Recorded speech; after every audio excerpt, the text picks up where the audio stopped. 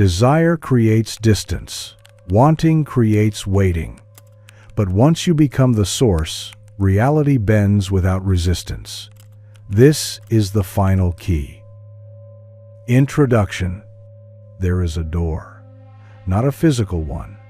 Not one built of wood or stone or iron. But a door of perception. A threshold of awareness. You have passed it before, countless times, without even realizing.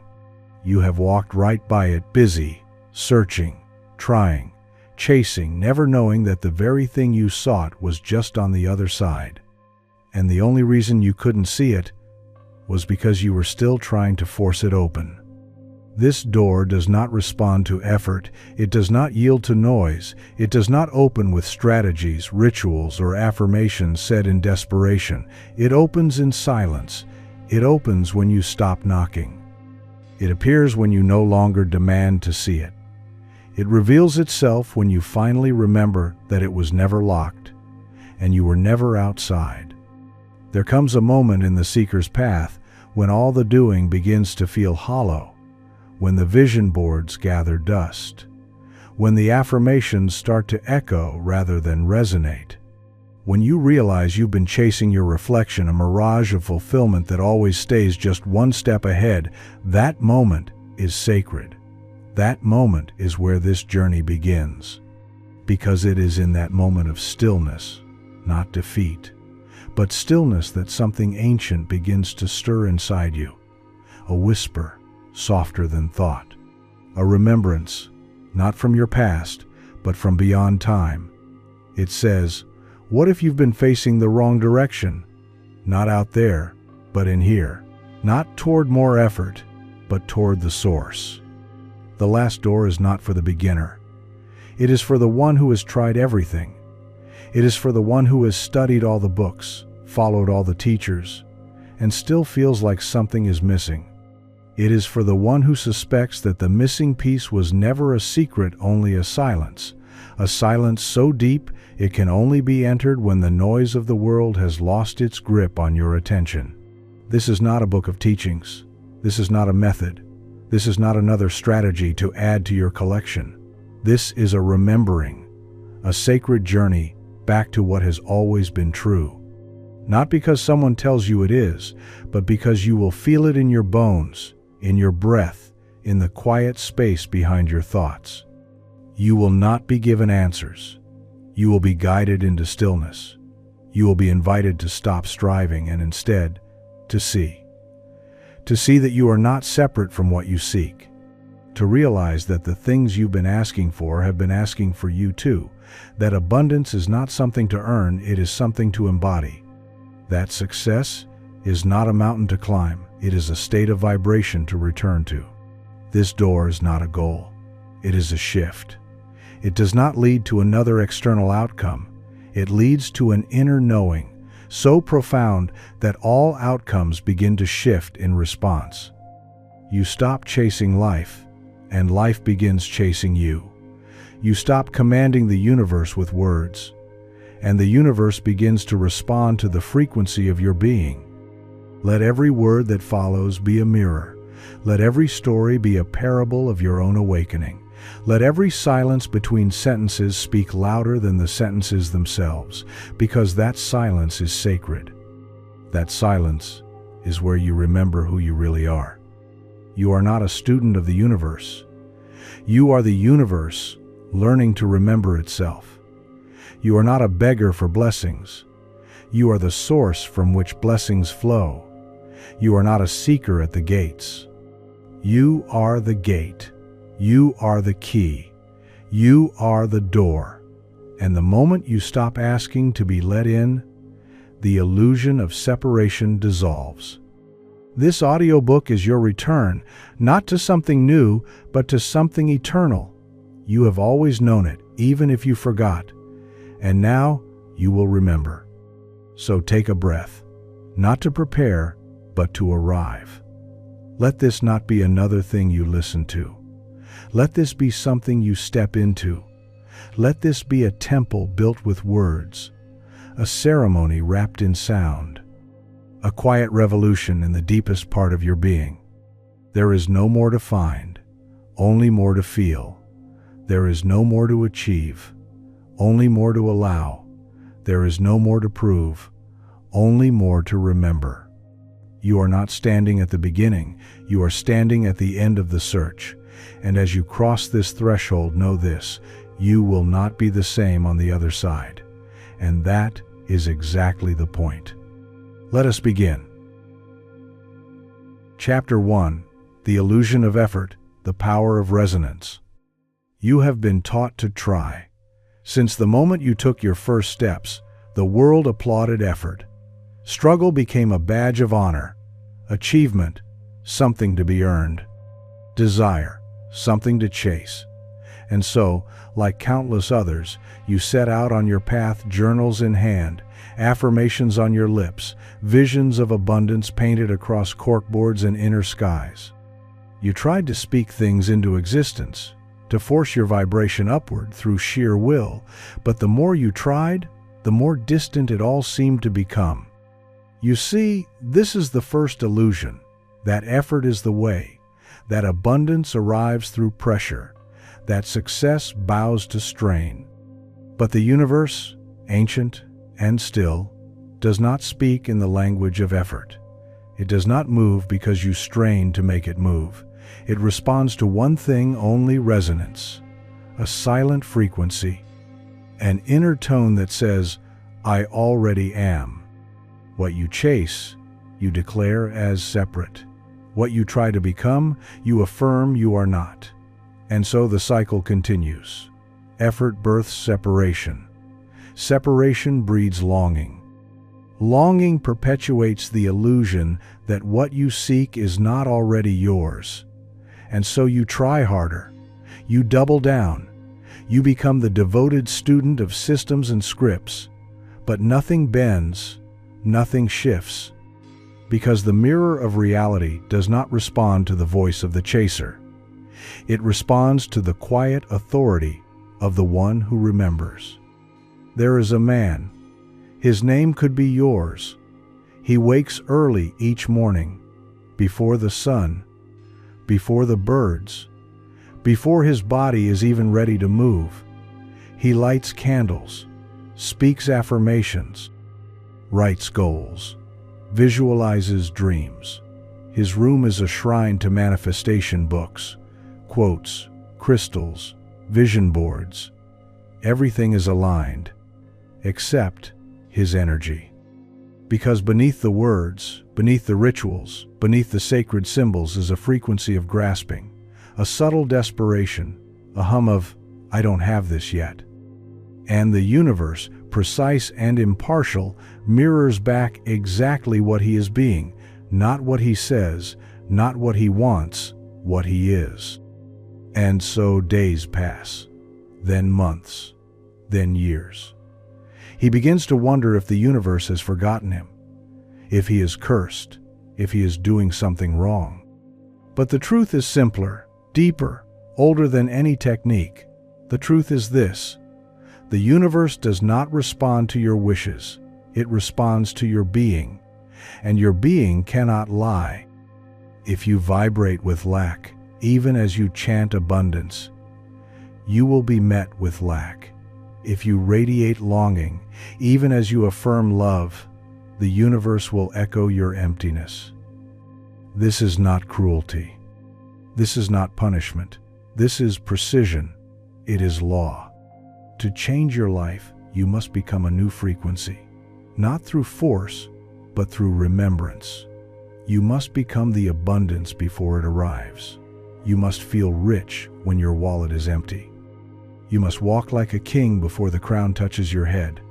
You must carry the stillness of fulfillment before the outer world confirms it.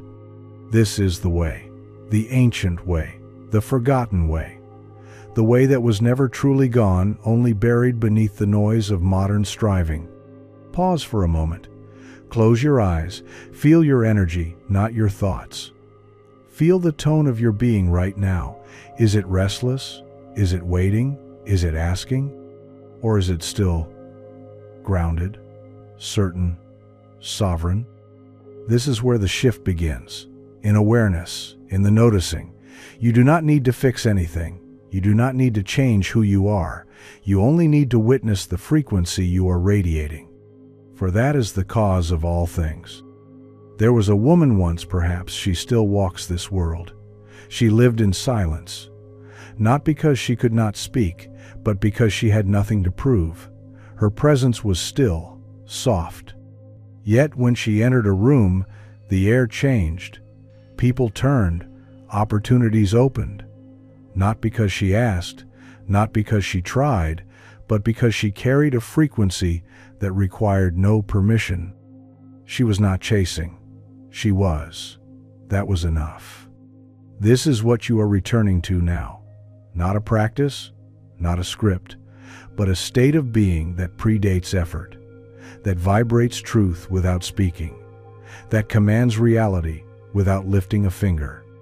The law of resonance is this: you attract what you are, not what you want, not what you wish for, what you are in your stillest, truest state. And so the question becomes not, how do I get what I desire? But, what am I being right now? Because every moment you are tuning yourself. Every breath is a broadcast, every emotion a signal, every quiet assumption is casting a spell on your life, whether you know it or not. The universe listens only to the energy behind your words. It translates vibration, not vocabulary. You may say, I am abundant, but if you carry the hum of anxiety behind those words, the universe hears, I am in lack. And so it is. This is not punishment. It is reflection. The universe is a perfect mirror, not a genie. So ask yourself now, not with judgment, but with sacred curiosity, what have I truly been vibrating? What is the silent music of my life? Have I been singing songs of lack beneath my affirmations of plenty? Have I been radiating doubt behind my smile? No shame, only truth. Because truth is the beginning of power. You cannot fake vibration, you cannot trick the field, but you can tune yourself, gently, softly, moment by moment, like an instrument coming into harmony with itself. And when you do, you will find that the doors you once knocked on begin to open without effort. You will find that what you once chased begins to arrive not because you demanded it, but because you became the version of you who naturally receives it. This is resonance. This is law. This is the real secret. You are not here to beg the universe. You are here to remember that you are it. Chapter 2. The power was never outside you. The longer you search, the further it seems to move. The more you reach, the more it slips through your fingers. The mind will tell you that you're just not trying hard enough, that the secret is out there in another book, another guru, another step-by-step process waiting just beyond the horizon. But there comes a time when even the most committed seeker must stop and ask the sacred question, what if I was never meant to search at all? What if the search is the distraction? You have been taught since childhood that the world is outside of you, that everything you want must be found, earned, or pursued. But no one told you the deeper truth, that the world you experience is not outside at all. It is within. It is projected from your own consciousness, painted onto the canvas of space and time by your thoughts, your beliefs, and your silent assumptions. You were not born broken. You were born powerful. Before anyone told you otherwise, you knew this. You knew you were whole. You laughed without reason. You trusted without question. You didn't worry about time or money or love. You simply were radiant, unburdened, open. That was your natural state. It still is. It has just been covered, buried beneath years of programming, layers of fear, and the illusion that power exists somewhere else. But power does not exist out there. It never did. You see, there is no external world. There is only your internal world, reflected. Life is not happening to you. It is happening through you. Every experience is a mirror, held up to show you what you truly believe, not with your words but with your energy, not with your conscious thoughts but with your inner knowing. And here lies the sacred key: what you know, you manifest. Not what you say, not what you try to believe, but what you know deep in the quiet center of your being. The moment you stop trying to become powerful and instead return to the knowing that you already are, everything changes. The field responds, the mirrors rearrange, reality bends. This is why some people seem to manifest effortlessly, not because they know more, but because they believe less. They do not carry the burden of "I am not enough" in their frequency. They do not constantly rehearse the feeling of separation. They do not chase, they reside. The universe is not personal, but it is intimate. It is exact. It does not judge, but it always reflects. If you carry the belief that you are unworthy of love, you will experience rejection not as punishment, but as a faithful reflection of your internal map. If you believe that money is hard to come by, you will walk through a world where that belief becomes law, not because it is true universally, but because it is true for you. You are not creating truth, you are selecting experience. Reality is not solid, it is not fixed, it is fluid, responsive, infinite. And you, your frequency, your state of being are the tuning fork. Your life vibrates to match you. It does not vibrate to match your wishes. It vibrates to match your identity. So the only question that matters becomes, who am I being? Not what do I want, not what do I hope for, but who am I right now? Are you being the version of you who already has what you desire? Or are you rehearsing the vibration of lack? Are you embodying the state of fulfillment? Or are you lingering in the identity of the seeker? The greatest illusion is that you need something you do not already possess. But the deeper truth is this: everything you seek is already within you, as potential waiting to be chosen. You do not need to deserve abundance. You are abundance. You do not need to earn love. You are love. You do not need to become worthy. You were born worthy, and nothing has ever changed that. Pause now. Place your hand over your heart, not as a gesture, but as a signal to come home. Feel the rhythm that has never ceased, the heartbeat that never asked for permission to keep going. That is the sound of truth. That is the pulse of Source itself, moving through you, animating your body, flowing through your thoughts. You are not separate from the universe.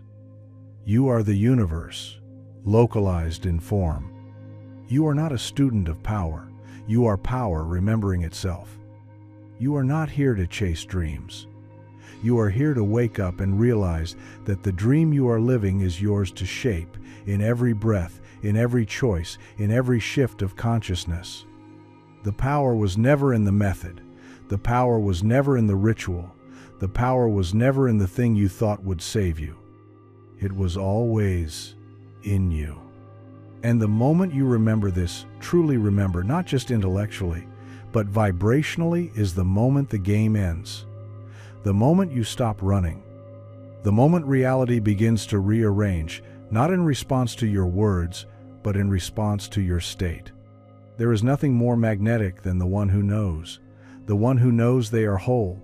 The one who knows they are already what they desire. The one who walks not in hope, but in embodiment.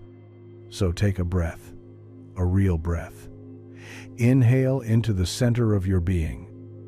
Exhale the story that you are not yet there. You are there. You always were. You are the answer you were looking for.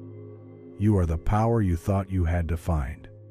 You are the source you were trying to connect with. The last door does not open to something. It opens from within you. This is not a metaphor.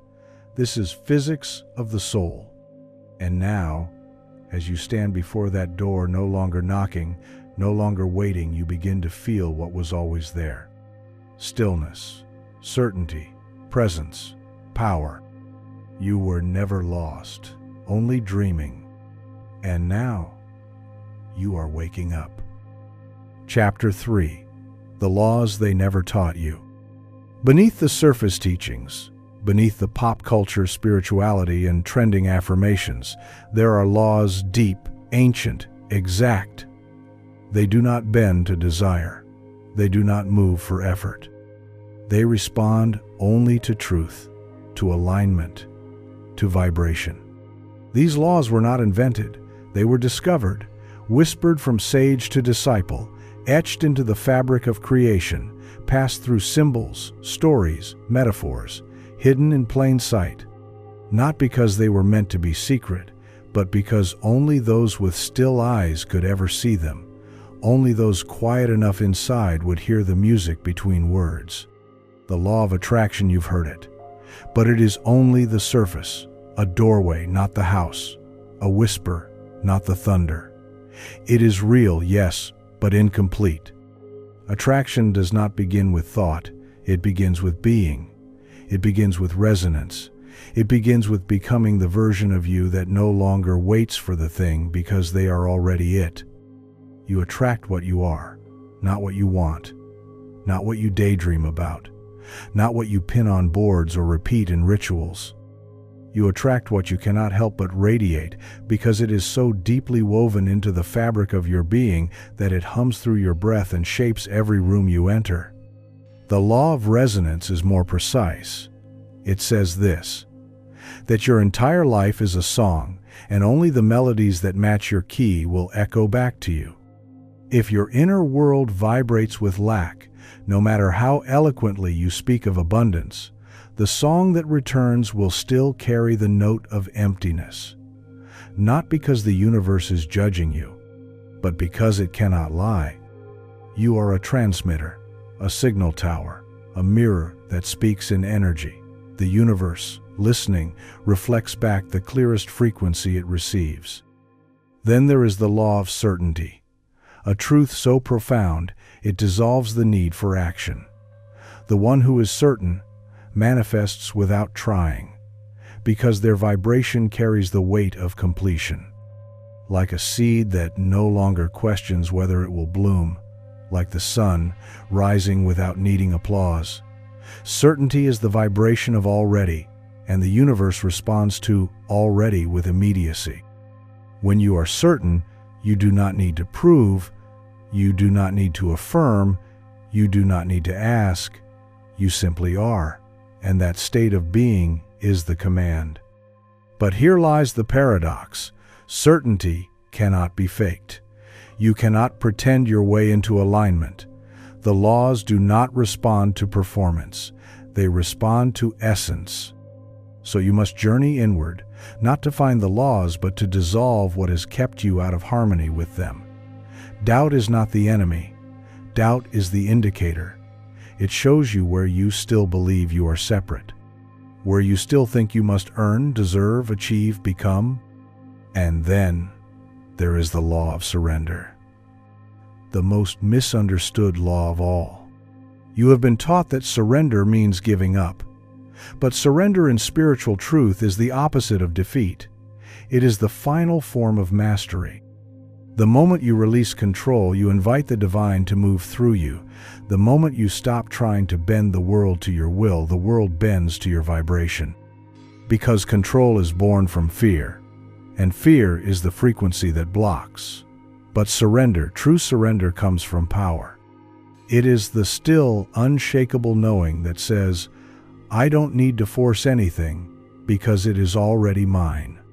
You do not need to be louder. You need to be quieter. You do not need to scream your desires to the sky. You need to feel them already alive in your chest. The sages of old knew this. They didn't teach in steps, they taught in presence. Their words were not blueprints, they were portals. Because the laws cannot be memorized, they must be embodied. The one who lives by these laws does not chase. They become, they align, they radiate, and all things move to meet them. Reality is not random.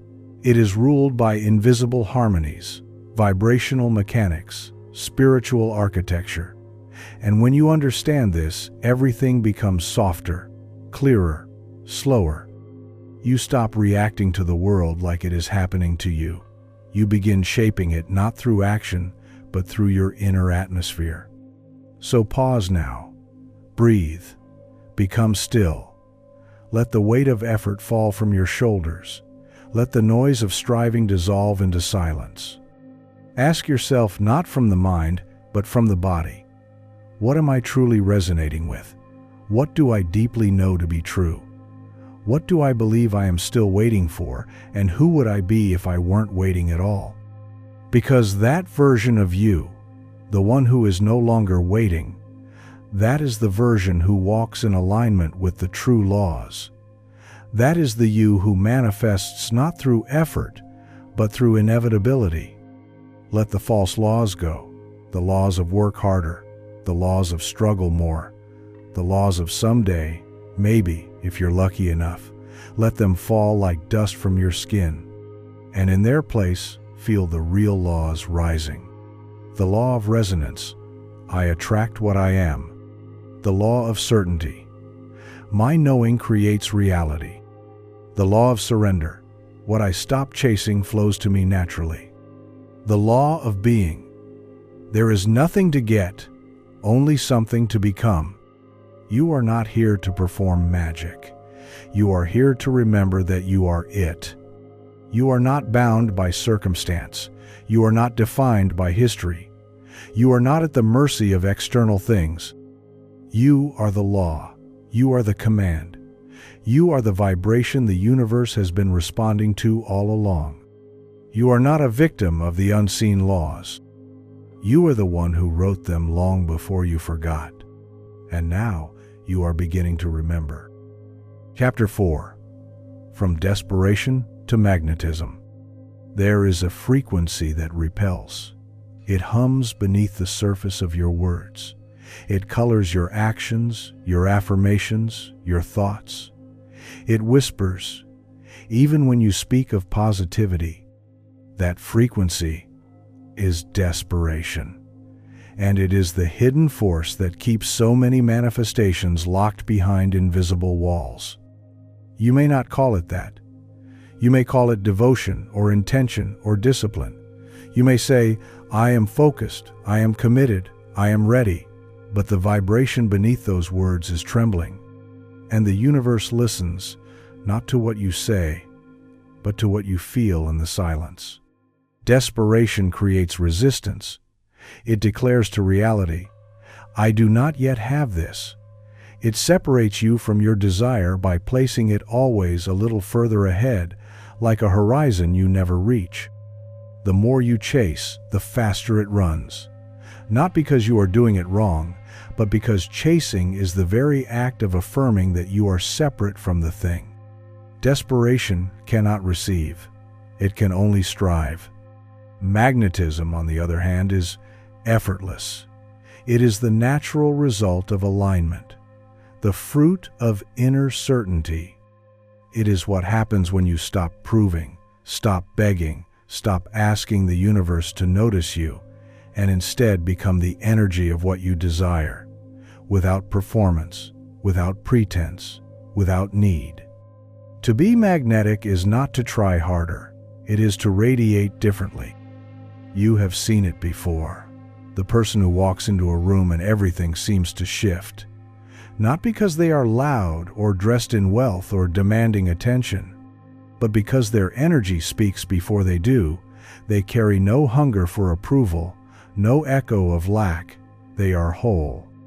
And that wholeness is what draws everything toward them: people, opportunities, resources, love, abundance. They do not need, and that is why they receive. This is the paradox most miss. You receive when you no longer need to, not because you've given up, but because you've remembered that nothing is missing, that the field of infinite possibilities is already yours, not when you prove yourself, but when you relax into truth. There was a woman who spent her days writing letters to a love that never arrived. Each morning she opened her inbox with trembling hands. Each night she lit candles, prayed performed every ritual she knew. Her heart ached with longing. Her words were soft, but her energy was screaming. Please come, please choose me, please prove I am enough. And so the absence continued, not because she was unworthy, but because her vibration was drenched in absence. Until one day, something shifted. She walked by the ocean and saw how the waves never begged the shore to return, how the tide never panicked when it pulled back. There was no need, only rhythm, only certainty, only flow. And in that moment, she stopped writing letters. She stopped checking her phone. She stopped trying to pull something toward her that she hadn't yet become a match for. Instead, she turned inward. And she asked, how can I become the version of me who is already loved, who is already chosen, who no longer waits for someone to arrive because she has already arrived within herself? And from that moment forward, her energy changed. She no longer chased. She glowed. She no longer longed. She resided. And love appeared. Not just from one place, but from many. Because love, like all things, is drawn to its mirror. The same is true of wealth, of purpose, of success, of peace. Whatever you desire is already searching for you, not the desperate you, but the magnetic you, the version of you who no longer asks, where is it?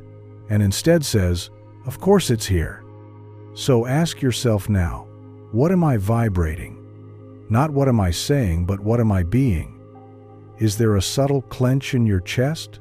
A tightening behind your smile? Are you still trying to convince the universe to give you something? Or have you become the version of you who already has it? Magnetism is not a look. It is not a posture. It is a state of being. It says nothing, and yet it says everything. It whispers, I already know, I already am, I already have. And in that certainty, all things move. Doors open, people call, money flows, ideas spark. Not because you chased them, but because you stopped repelling them with your doubt. Desperation says, I need. Magnetism says, I expect. Desperation says, I hope. Magnetism says, I know. And the universe listens to knowing. It does not respond to panic. It does not reward the most anxious. It does not count the hours you've spent begging. It responds to the silent, unshakable tone of presence, the inner alignment that says, I am a match for this now. So let go of the grasping. Let go of the chase. Let go of the story that says, not yet, almost, someday. Let go of the need to prove that you're ready. Just be ready. Just become the vibration now. Right here, right now, in this breath. Feel the difference. Feel what it's like to be magnetic. To stop asking, to stop explaining, to stop trying to earn your way into what was already yours by nature. What you desire is not external. It is not far. It is not delayed. It is here. It is available. And it is waiting for you to stop needing it and to start embodying it. This is the art. This is the turn. This is the door. Not opened by force, but by becoming the one who no longer needs to knock. Chapter 5. The Reality Loop and the Mirror of Expectation. Have you ever felt it? The repetition. The strange sense that no matter how much you try, life keeps showing you the same scenes, the same disappointments, the same limitations dressed in new disguises. Different faces, different jobs, different cities, but the same familiar ache, the same delay, the same loop. And eventually, you begin to wonder, is this just fate? Is something wrong with me? No, nothing is wrong, but something is unseen. Something is quietly writing the script of your reality, behind the curtain of your conscious mind. You see, there is a law more powerful than intention, a force more constant than desire. It is the subconscious, your silent architect, the hidden blueprint from which your entire world is drawn. Your subconscious does not care what you say you want. It only reflects what you believe to be inevitable. It is the great mirror of your expectations, not your conscious hopes, but your deep, silent assumptions about how life works, about what you deserve, about what always seems to happen. These assumptions are ancient. Some were given to you before you could speak. Others were inherited, not in blood, but in vibration passed down like invisible seeds, blooming again and again in your circumstances. And until you become conscious of them, they will repeat, not because you are cursed, not because you are broken, but because reality is obedient. It follows your inner instructions with perfect precision. If you believe people always leave, they will. If you believe money is difficult, it will be. If you expect the worst, even while hoping for the best, the worst will arrive, not as punishment, but as reflection. Because the universe is not testing you, it is mirroring you. It is the most faithful companion you will ever know, constantly showing you what you are holding inside. There was a man named James. He lived in the same city his whole life. And though he changed jobs, relationships, homes, his story never really changed. Every opportunity seemed to vanish at the last moment. Every leap forward was followed by a quiet collapse. He began to believe he was cursed or that the world was unfair. But one night, something shifted. He sat alone in a cafe, staring at the steam rising from his cup. And a stranger at the next table turned to him, eyes like still water, and said, "You are not repeating the past, you are recreating it." James looked up, startled, but the man said nothing more. Yet the message echoed in his mind like a bell in a vast temple. Recreating it. He began to wonder, what if it's not the world that keeps doing this, but me? And that question opened the door. He traced the pattern, he followed the thread, and he discovered the quiet voice in the background of his mind that always whispered, "It never works out. You'll never make it. Things always fall apart."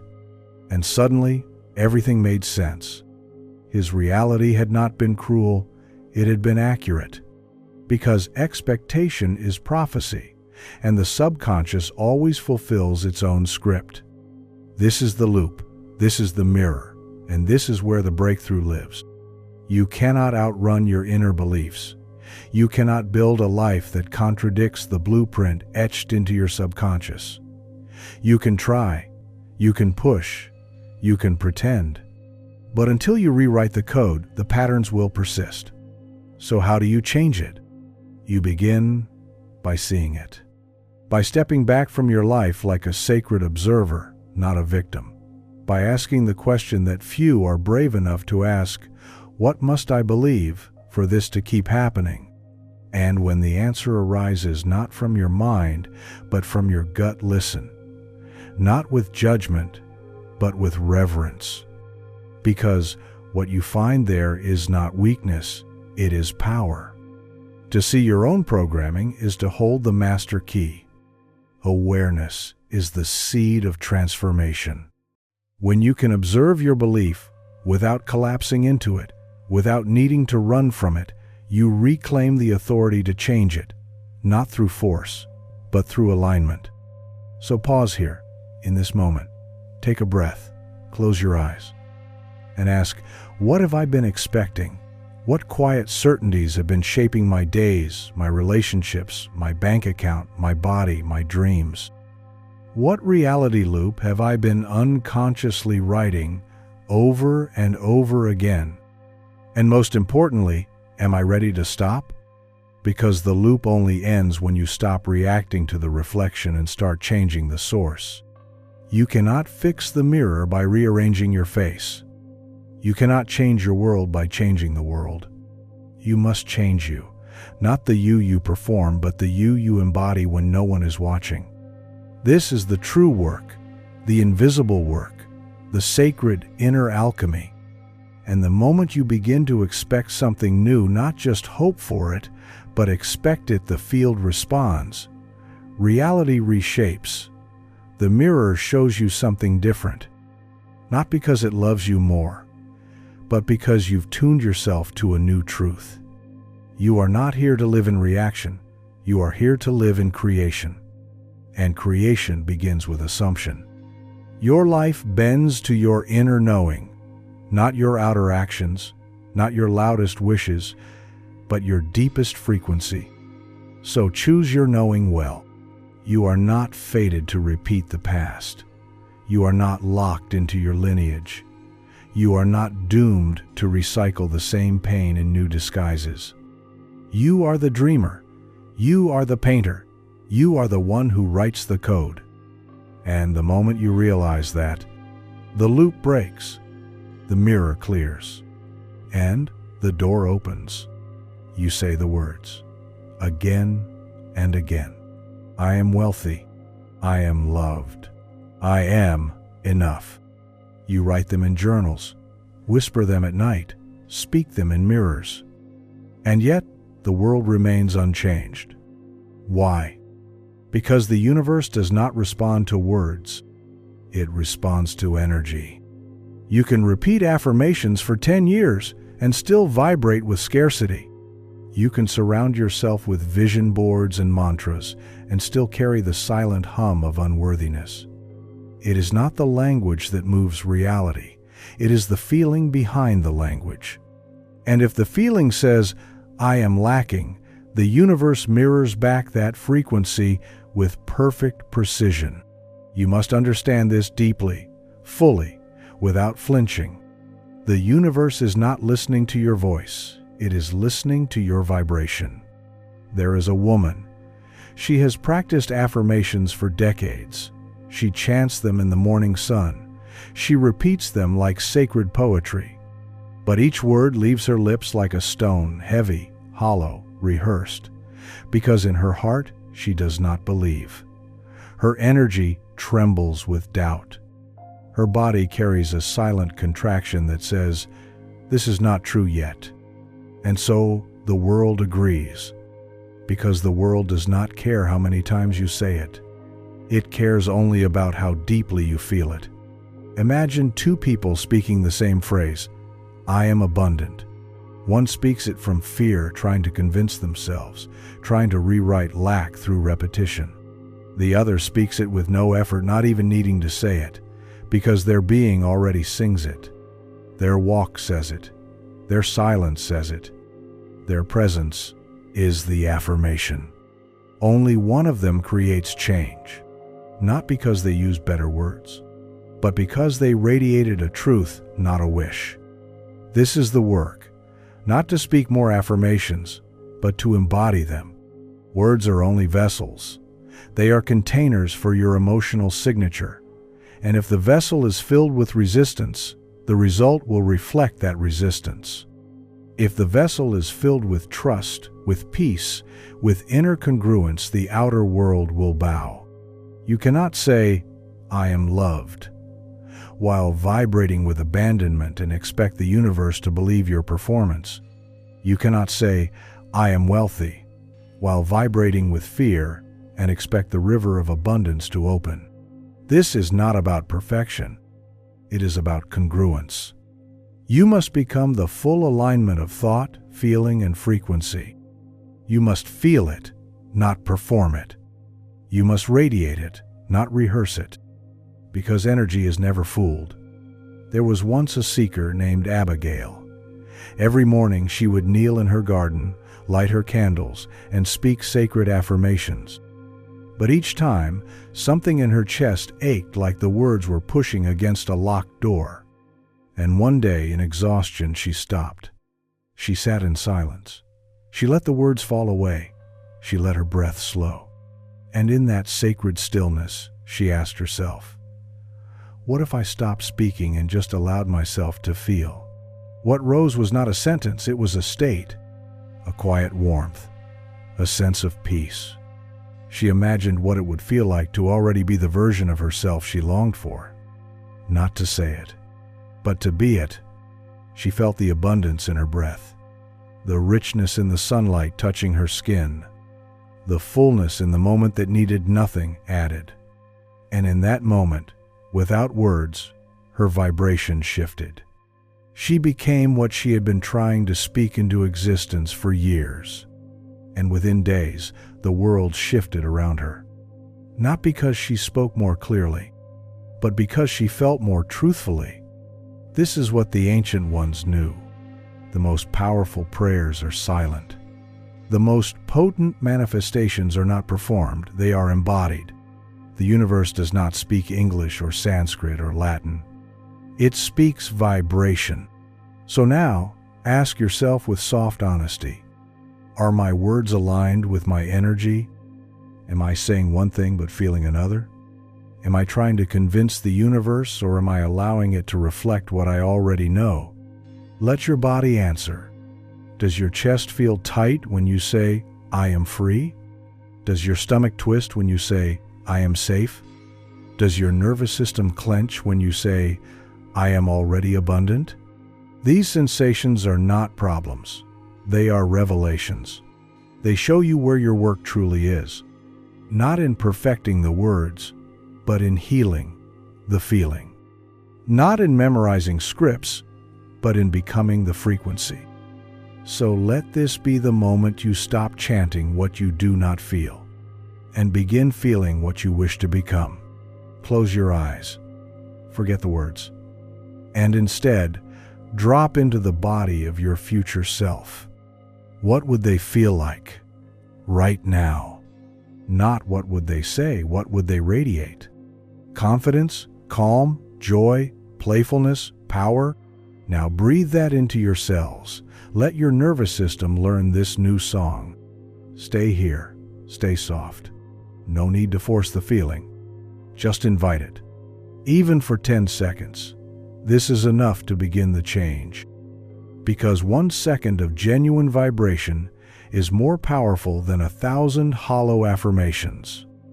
And the moment your words and your energy become one, the universe responds instantly.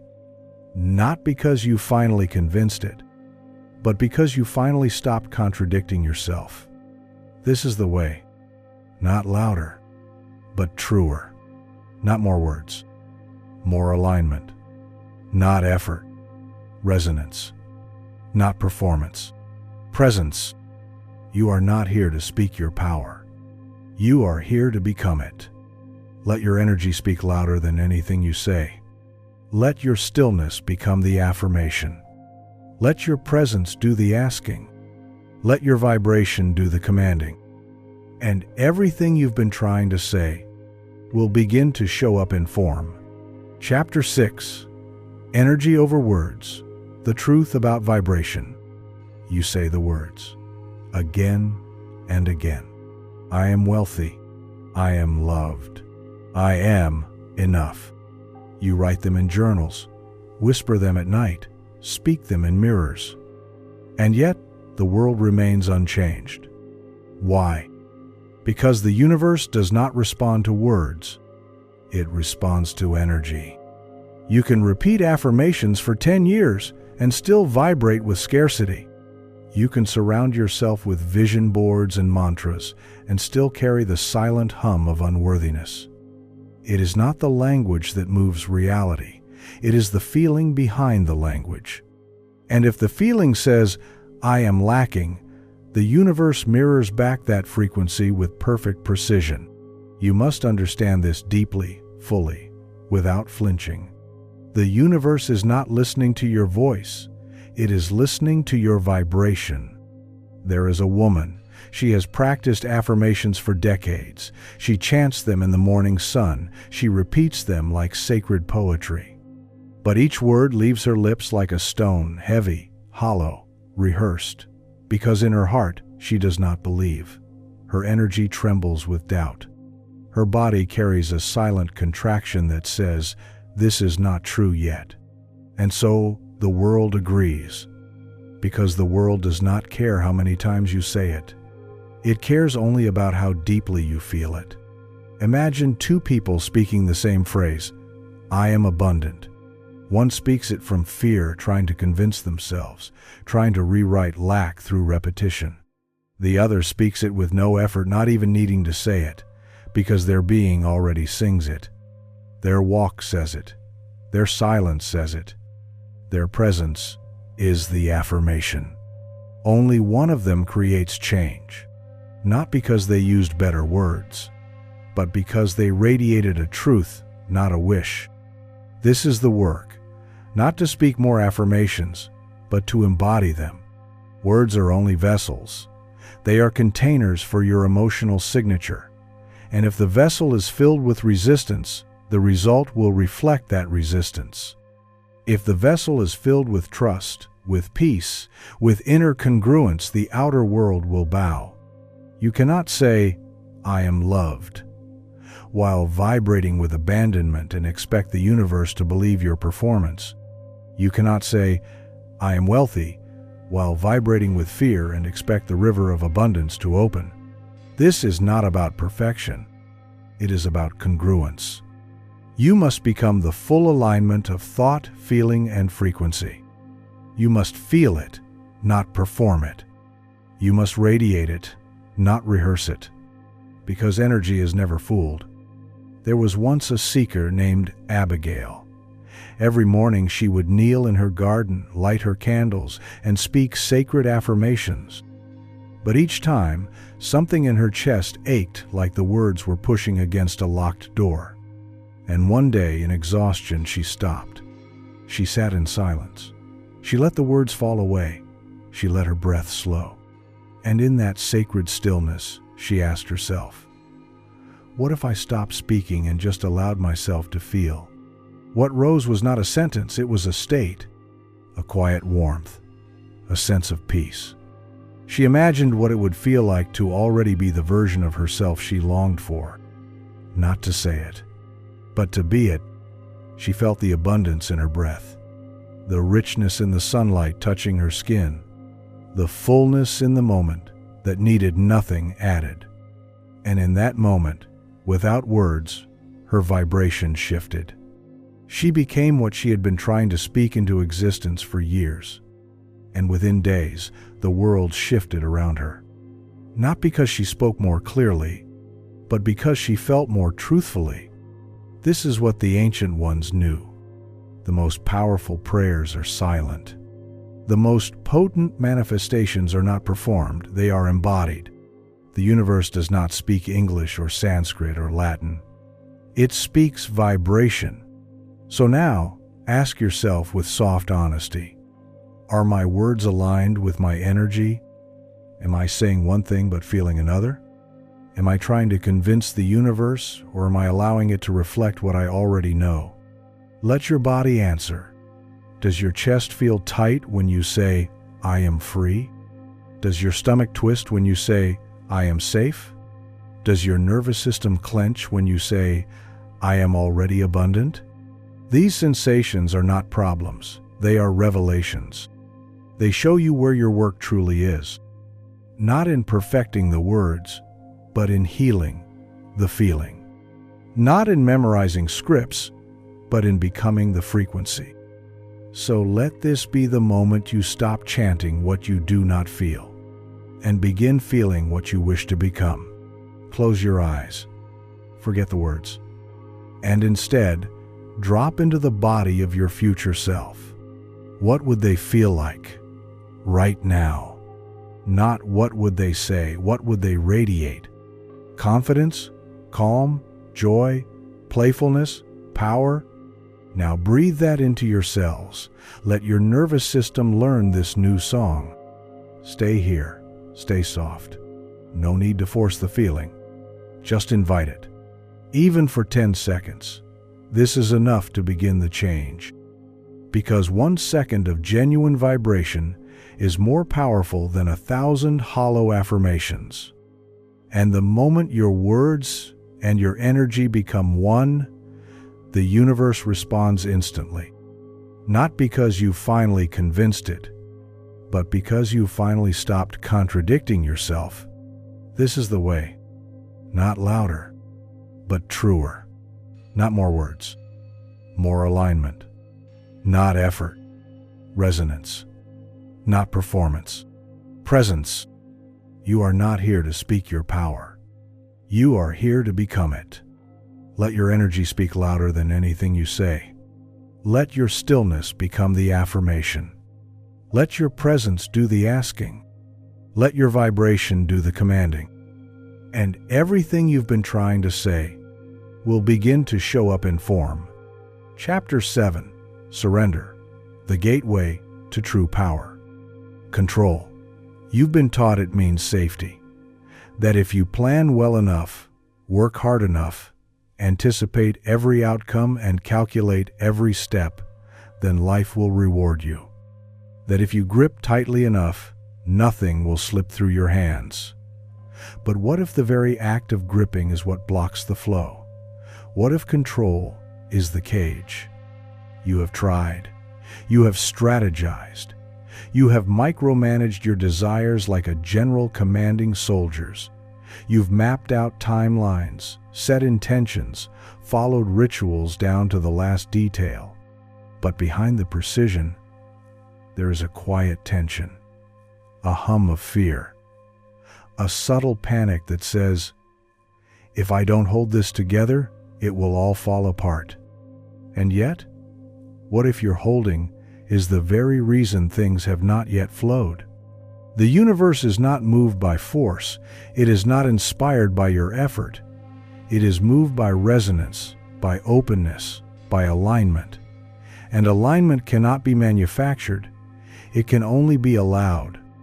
There is a river that flows through all things. It knows where to go. It has known since the beginning of time. It does not need to be pushed. It needs to be trusted. And you are not separate from that river. You are made of it. It moves through you as breath, as intuition, as the soft pulse behind your thoughts. When you release control, you do not fall. You float. When you let go of the grip, you do not lose direction. You are carried. But control keeps you stuck on the shore. There was a man, perhaps he lives in you, who planned every hour of his life. His calendar was a wall of strategy, his mind a map of contingencies. He thought of everything. He missed nothing. And yet, joy escaped him. Opportunities arrived only to vanish. Nothing stuck, nothing flowed. Until one day, exhausted from the weight of managing it all, he walked by the sea, and in the hush between waves, he heard a voice, not from outside, but from within. The tide does not ask when to rise. The wind does not negotiate its direction. Why are you trying so hard to control the ocean? He dropped to his knees, not from despair, but from revelation. And for the first time in his life, he did nothing. And in that nothing, everything began to move. This is the way of the universe. It is not chaotic, it is precise. But its precision is beyond logic, beyond effort. It works not on control, but on coherence. When you are coherent with your desire, energetically, there is nothing more to plan, nothing more to force. It is already flowing toward you. But the moment you try to control how or when or through whom, you interrupt the flow. You dam the river. You delay the inevitable with your need to manage it. This is the paradox of surrender. The moment you release, you receive. The moment you stop trying to make something happen, the universe is free to deliver what was already on its way. This is not passivity, it is power. Because only the truly powerful can afford to relax. Only the truly abundant can stop chasing. Only the truly aligned can say, I don't need to force this. It is already done. So now, ask yourself, where are you still gripping? Is it in your relationships, your career, your healing?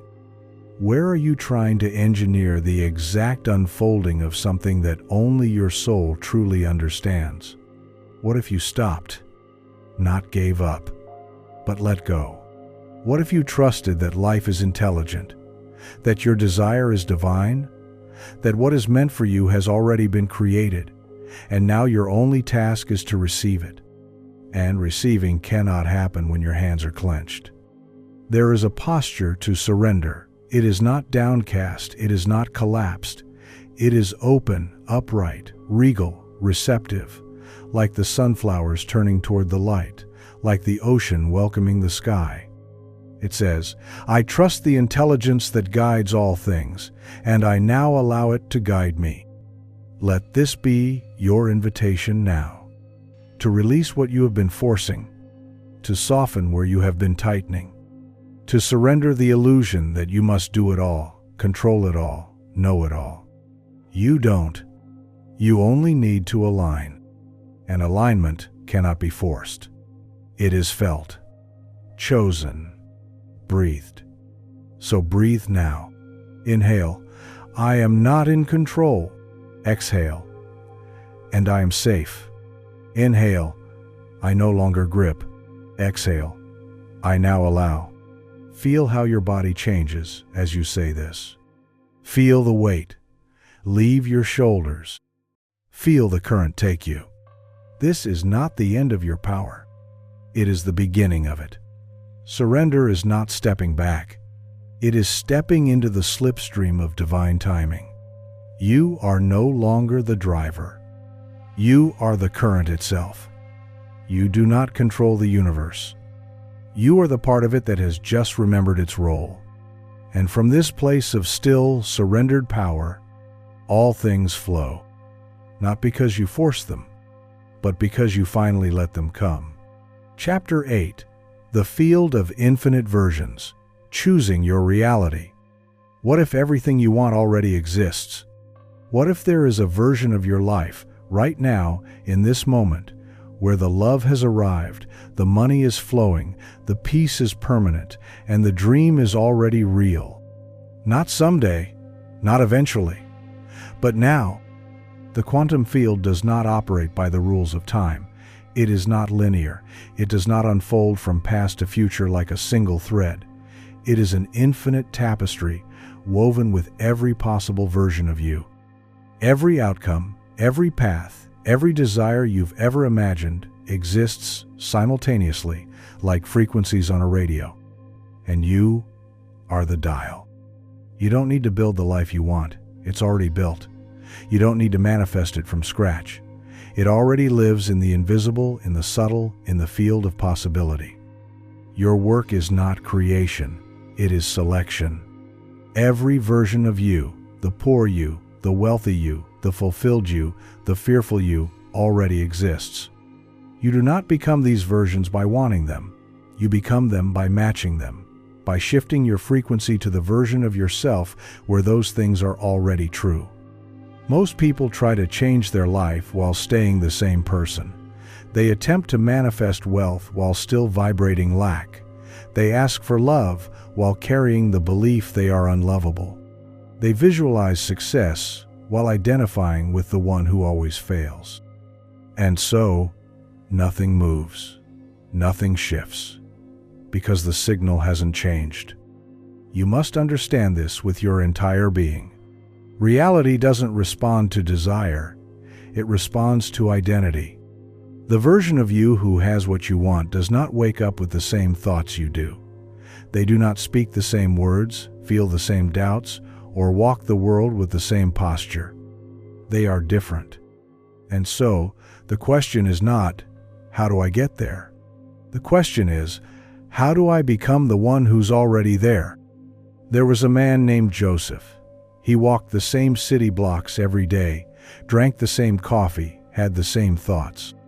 His dreams felt distant, like another life, one he read about in books but couldn't seem to access. Until one morning, an old man sat beside him in the park and said softly, "You are already living your future, just not the one you want." Joseph blinked. "What do you mean?" The man smiled, eyes full of stars. Every version of you is already alive. You just haven't chosen differently yet. That night, Joseph stood before the mirror. But this time, he didn't look for flaws or age lines. He looked deeper, beyond the body, beyond the face. And he saw himself, not as he was, but as he could be, as he already was, in a parallel now. A version of him who no longer begged life to change. A version who moved differently, spoke differently, expected differently. A version who had stopped waiting and started being. And in that moment, he decided not to improve, not to chase, but to shift. This is quantum alignment. It is not about pretending. It is about stepping into the version of yourself that already has what you desire and living from that frequency. Not someday, not when it's convenient. Now, because every version of your life is accessible, but only one can be lived, the one you match. So ask yourself now, softly, seriously, what version of me am I living as today? And what version of me do I now choose to embody? Because choice is not just decision, it is energy.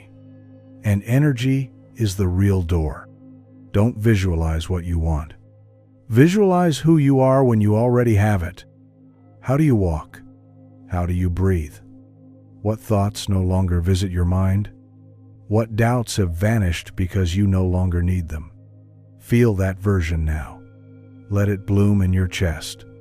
Let it anchor in your spine. Let it color your breath.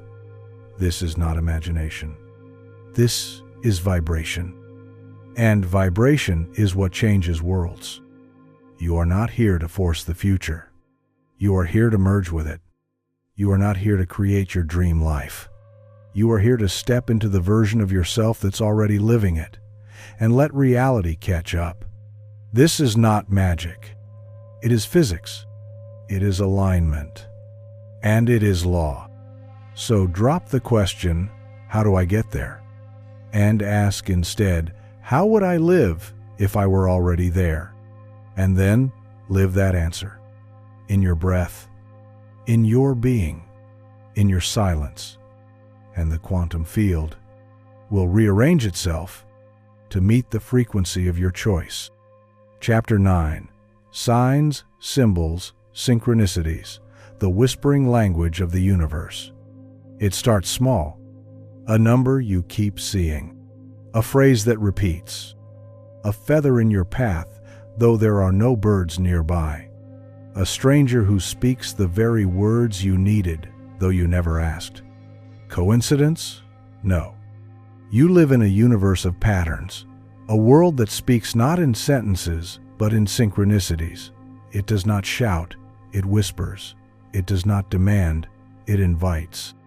And if you are quiet enough, soft enough, still enough, you begin to hear its voice. You have always been surrounded by guidance, not just from teachers or books or mentors, but from reality itself. Every moment is alive with meaning. Every circumstance carries a message. Every delay, every detour, every repeated theme is the universe tapping your shoulder saying, "Look again, there is something I'm trying to show you." But most are too busy, too distracted, too logical, so they brush it off. That's strange, and move on. But those who awaken begin to see. They see that the universe is not distant. It is intimate. It is alive. It is interactive. It is not just the canvas you paint on. It is the paintbrush, the frame, the colors, and the breath behind your hand. And it responds to you. It bends around your awareness. It flows where your attention goes. It speaks in reflections, symbols, and synchronicities, like breadcrumbs laid along your path. But here's the secret. Signs don't appear when you need proof. They appear when you begin to believe. There is a woman named Ruth. She lived by schedules, logic, and clocks. Everything had to make sense. Everything had to be explained. But the signs began to appear anyway. 11:11, feathers on her desk. Songs from childhood playing at just the right moment. Eyes meeting hers in the street, holding messages they never spoke aloud.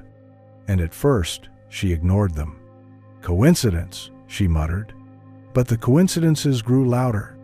Until one day, in a quiet cafe, the barista looked up and said, "Isn't it funny how the universe talks to us when we finally stop pretending it doesn't?" Ruth froze. The voice in her head stopped. The hum of doubt silenced. And for the first time, she listened. That moment changed everything. Not because it gave her new knowledge, but because it opened her perception. The garden of signs that had always been there suddenly came alive. The universe didn't change. She did. And you can too.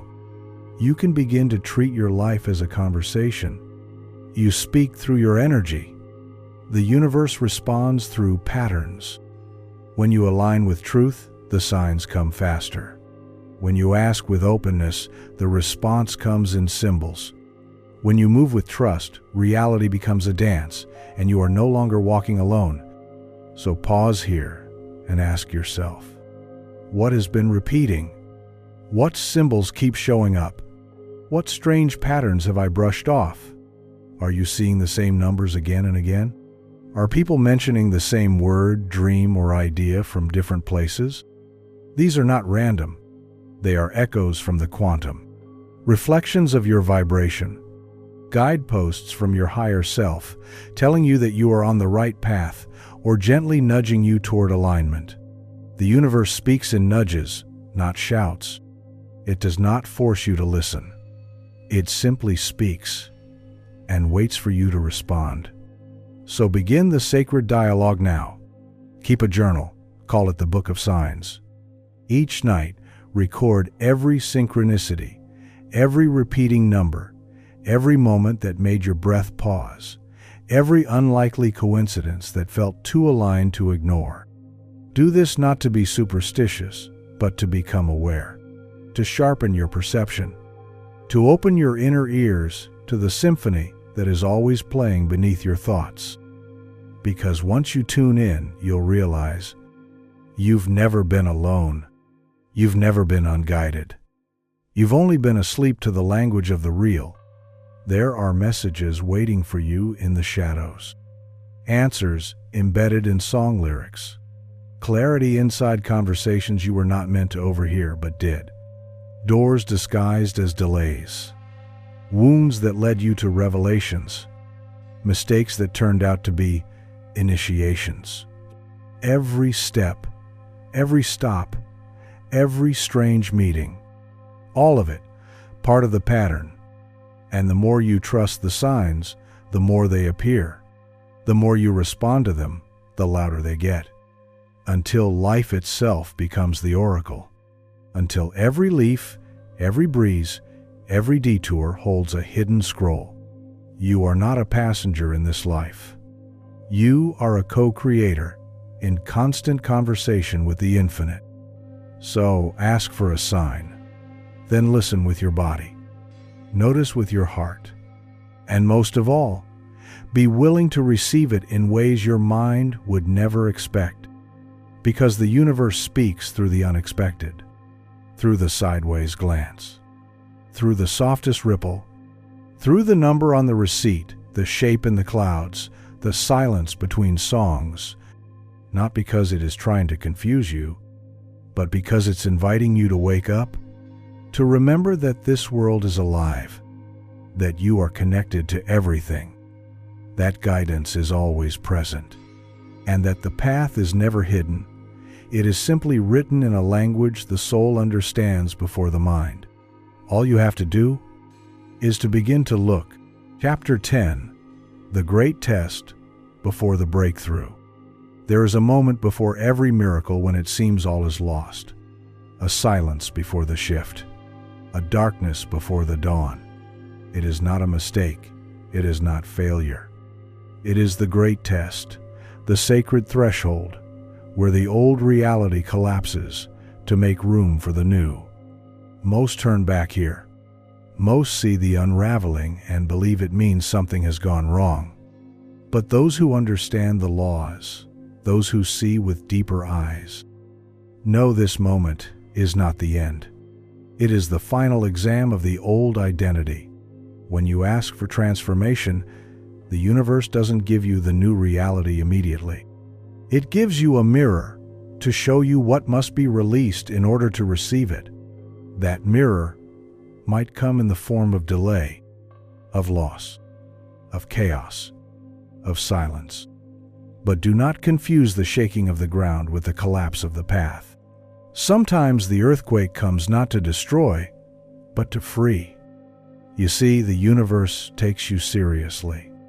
It doesn't just listen to your desires, it listens to your being. And when you begin to shift your energy toward a new reality, life must rearrange to meet you there. But the old energy resists, it clings, it panics. And so, the test comes. You may lose what once felt safe. The job may fall through. The relationship may shift.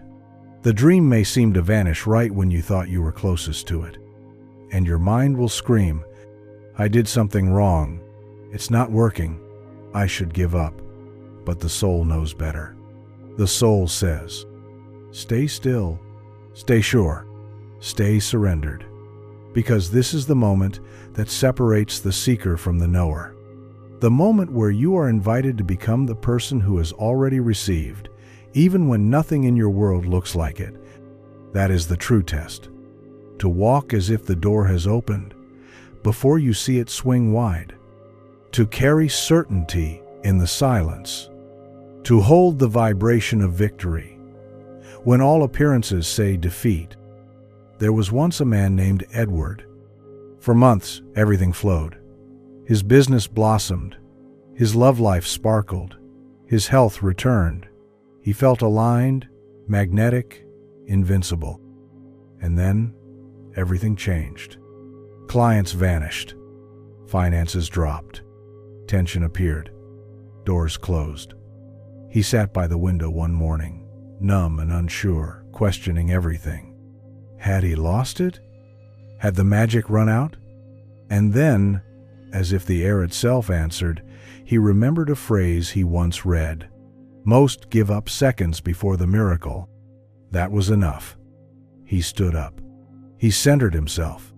He spoke not to the world, but to his inner reality. I am not collapsing. I am being tested. This is not the end. It is the beginning. And within days, the tide returned. But when it came, it didn't bring back what he lost. It brought more. Because he had passed the threshold, he had become the one who could hold the vibration in the absence. And so he became the one who could hold the abundance in its return. This is the mastery. Not to manifest when it's easy, but to remain aligned when everything appears to fall apart. To say, I know what I asked for, and I know it is done. Even when nothing makes sense. So ask yourself now, what are you interpreting as failure that may actually be a test? Where are you being invited to hold the frequency of faith without external confirmation? Because that is the alchemy. The moment you stop doubting your power just because circumstances shifted, you prove that your faith was never in appearances, but in truth. And truth is not shaken by delay. This is the final challenge on the path of becoming. Can you stand as the person who already has it, even when the world says you don't? If you can, reality has no choice but to catch up. You do not bend reality through need. You bend it through knowing. You do not claim the promise through striving. You claim it through stillness. Let this chapter be your reminder. The universe is not punishing you. It is preparing you. You are not losing the path. You are stepping deeper into it. The storm does not come to destroy the seed, it comes to shake loose the soil. So now, breathe. Feel the shaking. And do not move. Do not shrink. Do not run. Stand tall, still, unshakable, and say softly, with all your being, I trust this moment. I know who I am. What I asked for is already mine. This is the power that turns tests into transformations. This is the vibration that turns delay into deliverance. And this is the moment that changes everything. Chapter 11. The door was never locked. There comes a moment on the spiritual path when you no longer seek the key, because you realize the door was never locked. And then something deeper dawns. There may not have been a door at all, only the illusion that you were ever outside of what you desired. This is the final veil, the illusion of separation, the great forgetting that told you to search, strive, improve, earn, and knock. But you were never outside the gates. You were never meant to prove your worth. You were always already in the garden, eyes closed, dreaming that you were lost. You are not here to break into abundance. You are here to remember you are abundance. You are not here to open the door. You are here to realize you are the door. The image of you knocking, begging, standing on the threshold, that was only ever a story. A beautiful, painful myth your mind built to explain the ache of forgetting. But now the myth crumbles, and something eternal begins to rise. There was a man named Raymond. Every morning he walked to the same oak door in his mind, the symbolic threshold of everything he wanted. And every morning he knocked. He prayed. He visualized. He begged. I'm ready, he whispered. Let me in. But nothing happened. Until one day, an old figure appeared beside him, silent, calm, timeless. Why do you knock? The figure asked. Raymond replied, because this door holds my future, and I must enter it. The old one smiled gently. The door only appears locked when you believe you're outside. Raymond frowned. You've been standing in the room the whole time, the figure said. You just never turned around to see it. And in that moment, the door vanished. Raymond didn't walk through. He woke up. That is what's happening to you now. You are waking from the illusion of the external, the illusion that life is something you must conquer, that abundance is something you must attract, that peace is something you must earn. But the real secret is this. You are not knocking. You are dreaming. And the knocking stops when the dream ends. The truth is too simple for the mind to accept. Everything you desire is already within you, already present, already whole, already alive, not as a future to chase, but as a frequency to embody. This is not metaphor, this is mechanics of the soul. When you stop needing the door disappears.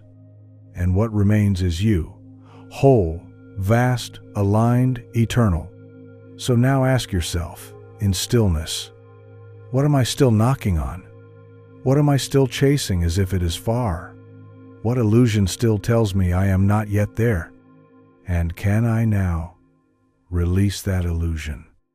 Not because I've earned the right to enter, but because I finally remember I never left. When you stop asking, when will it come, and begin saying, it already is, reality bends to that truth. Because reality has always responded to your knowing, not your needing. The game was never about opening a door. It was about seeing through the dream that placed one there. And now, you see, there is no barrier. There is no gatekeeper. There is no timeline to wait for.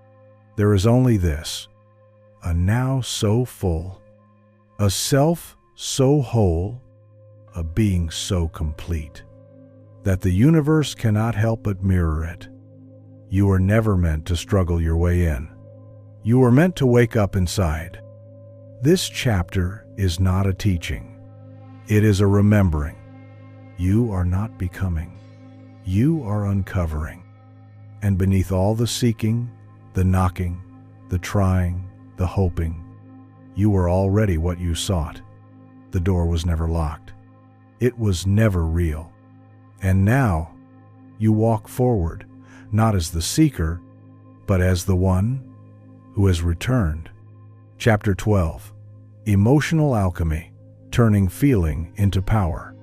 You've been told to be positive, to suppress doubt, to hide fear, to smile through pain and replace every dark thought with light. But what if that was never the path? What if your emotions, all of them, were never mistakes but messengers?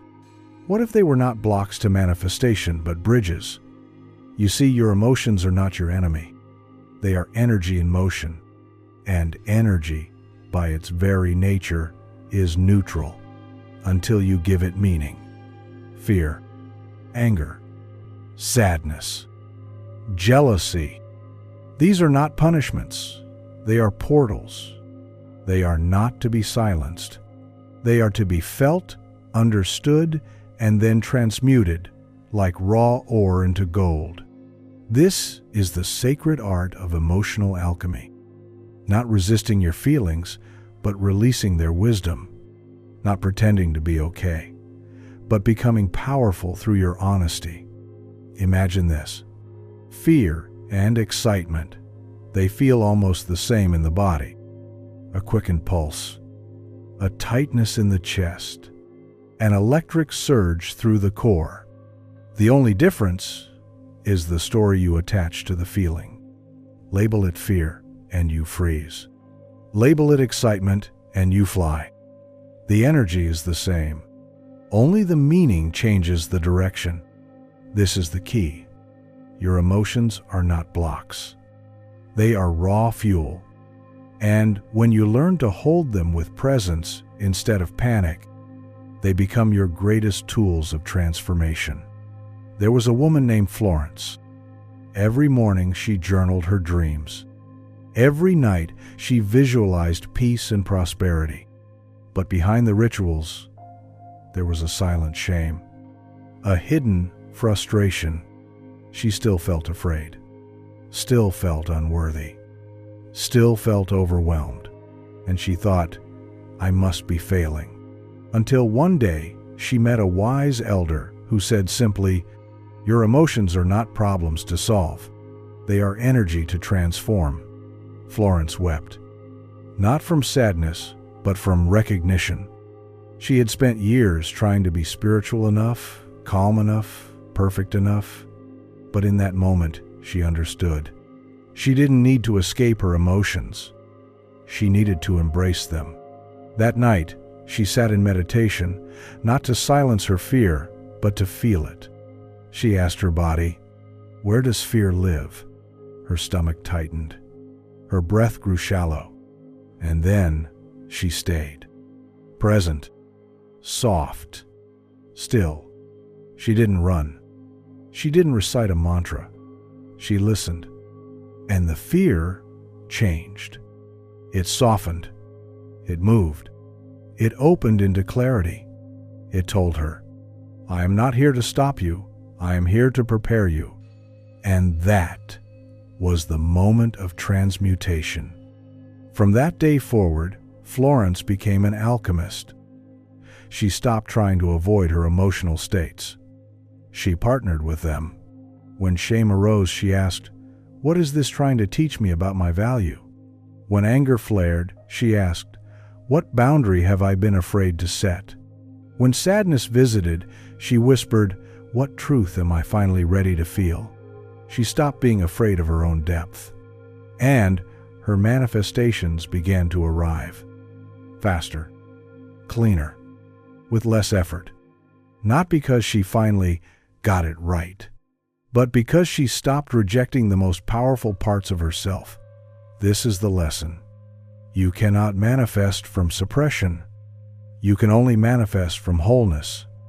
And wholeness includes the full spectrum: joy and grief, doubt and faith, stillness and fire. You were not meant to be a statue of perfection.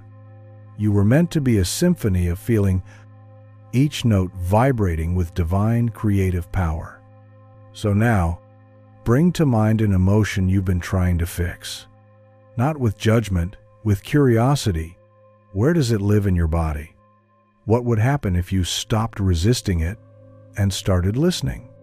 What would happen if you breathed with it instead of pushing it away? What would happen if you danced with your rage instead of burying it beneath politeness?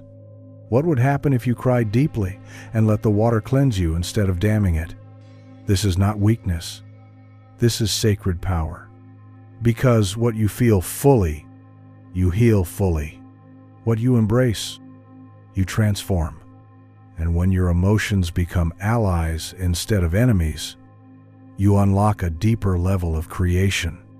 This is how the masters manifest, not from surface positivity, but from embodied truth, from aligned energy, from unshakable presence. So feel it now, all of it, and then whisper softly, "Nothing within me is wrong. Every emotion I carry is sacred. I now transmute this feeling into power. I no longer run. I no longer hide. I no longer suppress. I am whole. I am an alchemist. And I create through all that I am." This is the new vibration. This is the deeper alignment. This is emotional freedom. Chapter 13. Becoming the frequency of your desires. You've heard it before. Like attracts like. But what does that truly mean? It doesn't mean thinking positively and hoping for the best. It doesn't mean visualizing for 10 minutes and then returning to lack. It doesn't mean obsessively watching your thoughts for fear of manifesting something wrong. It means this: you are always attracting what you are vibrating, not what you're saying, not what you're hoping, not what you're pretending to believe. You don't get what you want. You get what you are. Your desires are already alive, in another version of this universe, in a different layer of the field. And to bring them into your experience, you don't need to chase them. You need to become them, not externally, energetically. You must match the frequency, the emotional, vibrational, energetic signature of the reality you wish to experience. Think of reality like a radio. Each version of your life is broadcasting on its own station. Abundance has a frequency. So does poverty. So does love. So does loneliness. You cannot hear what's playing on 98.3 FM when you're tuned into 88.7. The signal isn't gone. It's just out of reach. You don't need to build a new tower. You only need to turn the dial. There was a man named Harold. His walls were covered in vision boards. His phone was filled with affirmations. Every day he said, "I am wealthy. I am wealthy. I am wealthy." But every night he stared at his empty bank account, felt the knot in his stomach, heard the voice in his head whispering, "You're not." And so, despite all his rituals, nothing changed. Because his frequency was still tuned to lack. Until one evening, Harold visited a small monastery. He met a monk who had taken a vow of silence, owned nothing, yet radiated abundance. With a simple smile and a handwritten note, the monk wrote, "The wealthy are not those who own more. They are those who embody enoughness." Harold was stunned. The monk continued, "Become the vibration of what you seek, and the universe has no choice but to deliver it." That sentence rewired him. He stopped trying to convince the world he was rich. He began practicing how it would feel to already be that version of himself. Not pretending, not lying, embodying. He asked himself, if I were already wealthy, how would I breathe? How would I walk? How would I speak? What would I stop worrying about? What energy would I no longer entertain? And slowly, day by day, he became that version. Before the money came, before the evidence showed up, And that's when it started to flow. Because reality always responds to frequency, not to hope, not to effort, but to resonance. So pause here. Bring to mind a desire you hold close. Not as a wish, but as a frequency. How would that version of you feel? If the desire were already fulfilled, what would your energy do? Would you be more relaxed? More open? More joyful? Less controlling? Would you carry yourself differently? Speak from a deeper truth? Now ask, am I carrying that energy now? Or am I waiting for the outcome to give me permission? This is the inversion most never realize. You're not waiting for the reality to arrive. The reality is waiting for you to become the version of you who no longer waits. This is not about pretending. It's about attunement, about shifting into the emotional, energetic state of the you who already has what you seek, and staying there, not just for 5 minutes in meditation, but as your new baseline frequency. You are not manifesting a future. You are aligning with a version of the now that is already broadcasting everything you desire. So, choose the channel, hold the signal, and let life rearrange itself around your new resonance. Say to yourself softly, I no longer try to attract. I become the vibration. I am already the frequency of what I seek. I no longer wait. I no longer hope. I embody. And as you do, watch how the world bends, not because you forced it, but because you finally matched it. Chapter 14, Collapsing Time, the eternal now of manifestation. You've been taught to wait, to be patient, to believe that with enough time, your dreams will eventually arrive. But the universe doesn't operate on clocks. It doesn't tick forward in straight lines. It pulses in spirals. It breathes in cycles. It moves in now. What you perceive as time is simply your mind's way of organizing energy.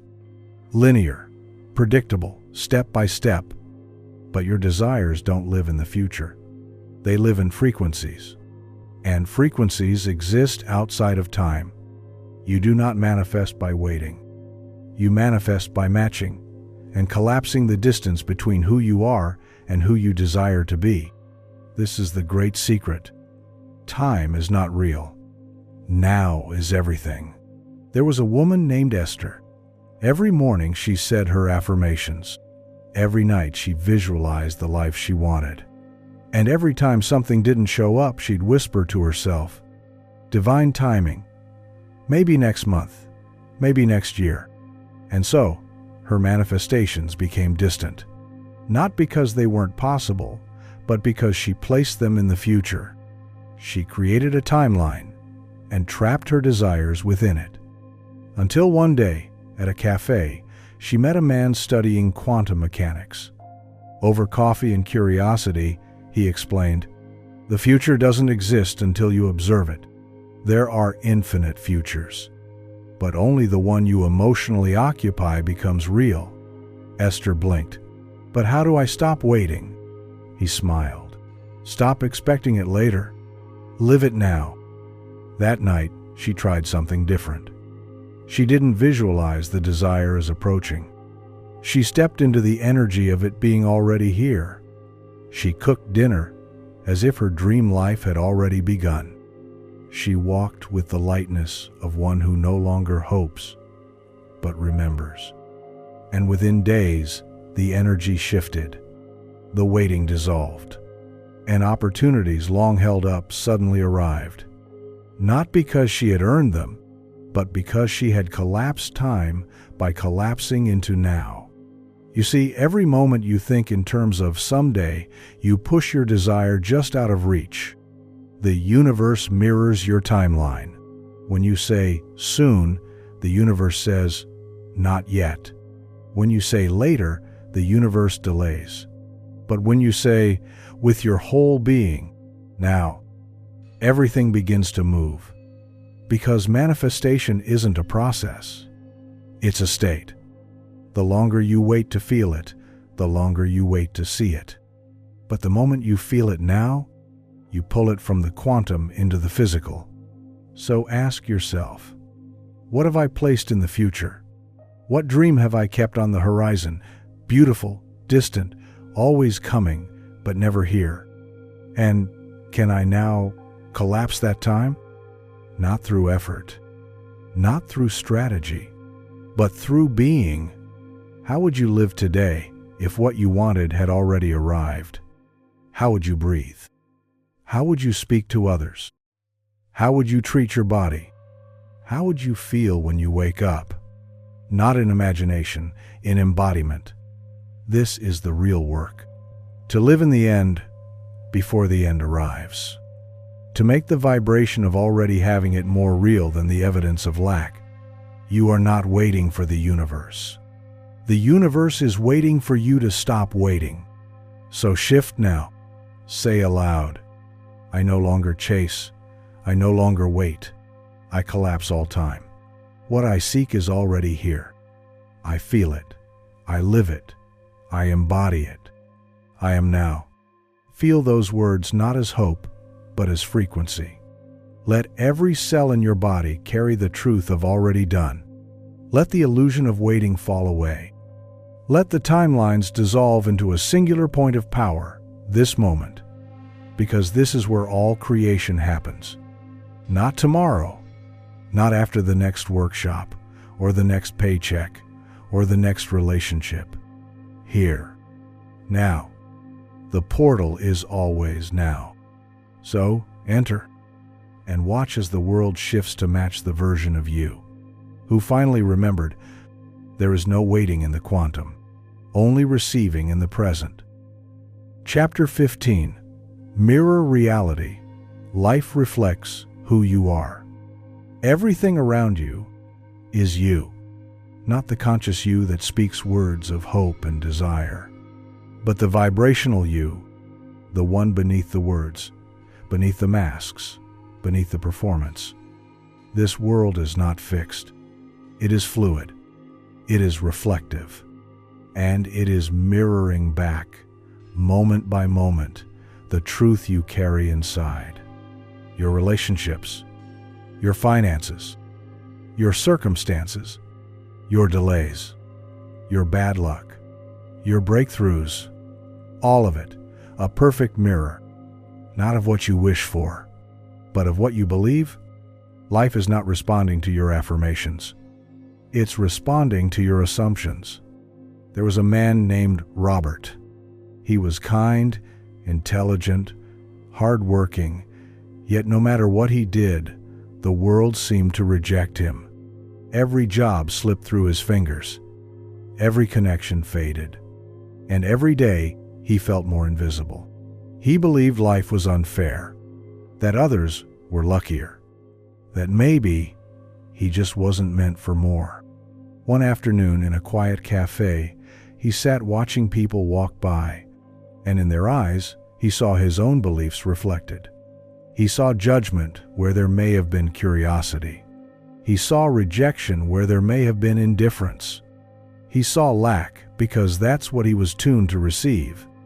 And then, as if heaven itself whispered, a simple truth landed in his chest.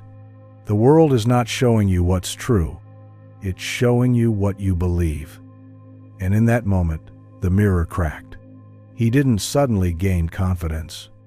He gained clarity. He saw that he wasn't trapped in life. He was trapped in his own reflection. And from that moment on, everything changed.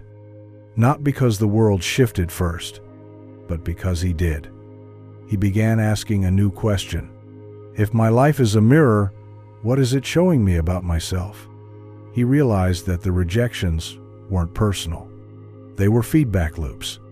His reality was not punishing him. It was reflecting the vibration of, I am not enough. So he stopped trying to fix the outside and started healing the inside. And slowly, the mirror began to change. Not because he did something, but because he became someone else. This is the revelation. You cannot change the reflection without changing the source. Trying to force reality to change without shifting your vibration is like yelling at your mirror to smile first. You have to go first. Internally, energetically, emotionally. The mirror doesn't lead. It follows. So now, pause and look at your life not as a series of problems, but as a mirror. What patterns keep showing up? What do your finances say about your self-worth? What do your relationships say about how safe you feel to be seen? What does your daily experience reflect about your expectations? Don't judge. Don't panic. Just witness. Because what you can see, you can change. This is not blame. This is power. You are not a victim of life. You are the vibration behind it. And the world has no choice but to mirror your dominant frequency. So if the reflection isn't what you want to see, don't attack the mirror. Change the energy. Not with force, but with truth. If you want more love, become the one who carries love, gives love, embodies love. If you want more abundance, tune into the you who already feels supported, resourced, and worthy. If you want more opportunity, begin walking like the person who already has doors flung wide open. Your outer life is simply proof of your inner alignment, and it always arrives on time, exactly on time, because the mirror is never late. It only reflects what you are being now. So here is your sacred practice. Take your journal.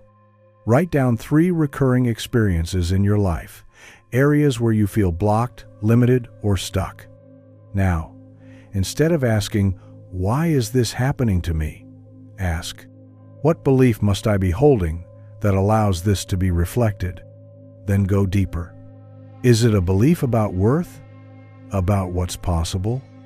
About how easy life can or cannot be? Write it down. And then, gently but powerfully, write the new belief you now choose to embody. One that reflects the truth of your soul. Not your wounds. Not your past. Not your fears. And hold that new frequency. Live from it. Breathe into it. Feel it when you wake up. And watch, not as the mirror forces itself to change, but as it must, because the mirror always follows. You are not trying to manipulate reality. You are becoming the vibration that makes it respond. And once you do, everything changes. Chapter 16, The Sacred Power of Non-Attachment.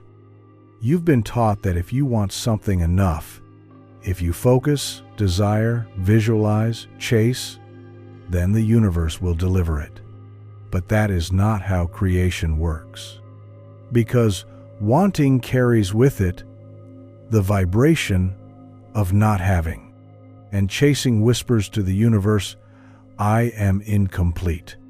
And so, reality reflects back not your desire, but your lack. This is the secret most never understand. You only receive what you release. You only hold what you stop grasping. You only magnetize what you no longer need. There was a woman named Dorothy. For years, she chased love. She became who she thought others wanted. She adjusted her tone, her smile, her silence. She sent texts she didn't feel, agreed to things she didn't want. And with every move, she whispered beneath the surface, "Please choose me. Please stay." And still, they left. Over and over, they slipped through her fingers. Not because she was unlovable, but because her need became resistance. Her grasp became a wall. Her desperation, an invisible shield that kept real connection out. Until one day something broke, not from pain, but from clarity. She looked in the mirror and whispered, "I will not beg the ocean to bring me a wave. I will become the tide." And in that moment, she stopped chasing. She stopped needing. She stopped gripping love like something fragile. And as she did, it came. Not because she fought for it, but because she released it. This is the paradox. When you release the grip, you activate the magnet. You stop standing outside your desire asking to be let in, and you begin embodying the version of you who already has it. Because true manifestation happens not when you need something, but when you no longer need it to feel whole. When you desire it, yes, but do not depend on it. When you want it, yes, but would still feel powerful, peaceful, complete, even if it never arrived. That is the vibration that draws it toward you. Because then, you are not vibrating from lack, you are vibrating from abundance. The person who needs nothing receives everything. So now ask yourself, what are you still gripping?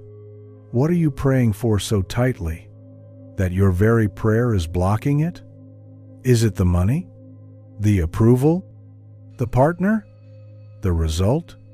And can you now release your grip, not by giving up the desire, but by letting go of the attachment? There is a sacred difference between intention and attachment. Intention is powerful. It is focused, clear, expansive. It opens the field and invites in miracles. Attachment is heavy. It is contracted. It says, I need this, or I am not okay. And the universe responds to the vibration, not the words. So if you are calling in abundance with your mouth, but clinging with your energy, the signal is mixed and the mirror reflects confusion. But when you say, I release the need while holding the intention, you become open. You become soft, receptive, magnetic. You are no longer chasing the outcome. You are aligned with the energy of already having it. So let us now practice sacred release. Close your eyes. Place your hand over your heart. Breathe slowly and deeply. Bring to mind the one thing you've wanted so badly, the thing you've prayed for, tried for, reached for, and now, gently, lovingly, say, I no longer beg for this. I bless it. I allow it, and I let it go. I trust that what is meant for me will arrive without force. I remain whole, even without the outcome, and because of that, I become the one who is ready to receive it all. Feel the tension leaving your body.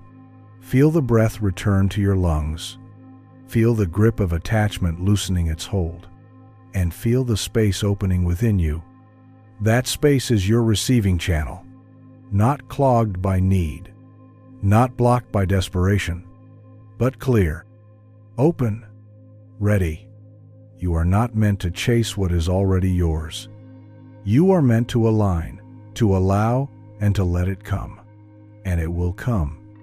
Because now, you are no longer gripping it away. You are the open hand, the unguarded heart, the receptive soul. And in that space of sacred detachment, everything flows. Chapter 17. The silent force that shapes everything. It's not what you affirm. It's not what you visualize. It's not even what you desire that creates your world. It's what you expect. Not the loud, conscious expectations you speak out loud, but the quiet ones that whisper beneath the surface. The ones so familiar, you mistake them for truth. This is the hidden engine of manifestation, the silent sculptor of your reality. And until you see it clearly, it runs everything. You see, your outer life is not created by effort. It's projected from your inner script, a script written not with your conscious mind, but with your deeper assumptions about what is possible, assumptions about how the world works, assumptions about what you deserve. There was a man named Franklin. He believed in manifestation. He said all the right affirmations. He followed every teacher, every technique, but still, nothing stuck. Money would come, and disappear. Opportunities would arrive and vanish. Relationships would begin and dissolve. He couldn't understand it. Until one evening, in quiet meditation, a question rose from within. What do I really expect? Not what he wanted, not what he hoped, but what he truly expected to happen if he were being honest. And the answer shook him. I expect it not to last. I expect to be disappointed. I expect things to fall apart. It was like pulling back the curtain. Behind all the effort was fear. Behind all the positivity was doubt. And that's when he saw it. His life hadn't been reflecting his affirmations. It had been reflecting his expectations. And yours is too. Because the universe doesn't give you what you beg for. It mirrors what you're certain about, even if that certainty is unconscious. This is the silent force. The expectation that lives in your bones. The feeling that lingers behind your thoughts. The vibration that says, this is just how it always goes. That's the truth your reality listens to. So now, pause and breathe. Ask yourself, what do I truly expect about love? What do I truly expect about money? What do I truly expect about my ability to succeed? Let the answers rise without judgment. This is not about blame. It's about awareness. Because what you can see, you can shift. And now comes the deeper question. What do I now choose to expect? Not as a wish, not as a forced affirmation, but as a decision. You get to rewire the script. You get to rewrite the baseline frequency. You don't need perfect thoughts. You need a new certainty. Not loud, not dramatic, just quiet, unwavering knowing.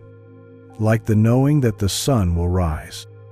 Like the knowing that breath will come. Like the knowing that you are enough. This is the energy that bends reality. Because expectation is permission. It is allowance. It is alignment. When you expect good things to come, without grasping, without doubt, you become a landing place for miracles. So say it now. I expect ease. I expect support. I expect love that stays. I expect money to flow. I expect my path to unfold in perfect timing. Feel those words not as wishes, but as reality codes. Let them drop into your nervous system like seeds into fertile soil. Let them root themselves in your energy field. Because once expectation changes, so does everything else. The universe will begin to mirror your new inner law, not because you forced it, but because you finally aligned with it. This is not control. It is coherence. You are not manifesting from the surface anymore. You are manifesting from your core, from the silent place within you that says, this is who I am now. This is what I allow. This is what I expect. And from that place, reality obeys. Chapter 18, Invisible Influence, the Power of Presence. There is a force more powerful than action, more magnetic than words, more precise than any method or step-by-step technique.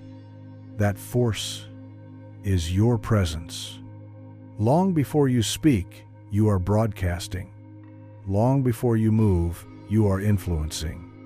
Long before you receive, you are already sending a silent signal into the field. Your presence speaks in tones louder than language. It declares your worth before you do. It shapes responses, opens doors, softens resistance, and magnetizes results, not through doing, but through being. There was a woman named Virginia. She had studied manifestation for years. She journaled, visualized, recited affirmations, but still, the needle didn't move. She felt invisible, overlooked, ignored, and so she tried harder. She said more, did more, pushed more. But the more she pushed, the more life pushed back. Until one morning, in her quiet garden, she saw a butterfly land softly on a bloom, without effort, without struggle. It didn't earn the nectar. It didn't chase the flower. It simply arrived, and life responded. In that moment, she understood. Everything in nature attracts through being. Only humans try to force their frequency. From that day, she changed her approach. She stopped trying to get attention. She stopped needing to be chosen. She stopped chasing outcomes. Instead, she asked, "What energy am I bringing into the room before I even open my mouth?" And she began cultivating her presence, not for others, but for herself. She sat in silence each morning, not to manifest something, but to remember who she was. And as her energy changed, everything around her did too. People called her magnetic. Opportunities flowed. She didn't need to reach back, because life reached for her. This is the invisible influence, the subtle, sacred field you carry, the vibration that enters the room before you do, the unspoken certainty that reshapes the air around you. You do not need to announce your value. You need to embody it. You do not need to prove your worth. You need to radiate it. And when you do, people feel it. Life feels it. Reality begins to reconfigure itself, not in response to your efforts, but to your essence. So ask yourself now, what is my energetic presence saying before I say anything? Is it saying, "Please choose me"? Or is it saying, "I choose myself"? Is it saying, "I hope I'm good enough"? Or is it saying, "I am already whole"? Your energy doesn't lie, and the world listens. So stop focusing so much on what to say, what to do, what to ask, and instead become deeply, fully aware of what you are being. Because that is the source code of creation. You've heard it said, you attract what you are. But here's the deeper truth. You attract what you broadcast silently through presence. That means you don't need to chase anything anymore.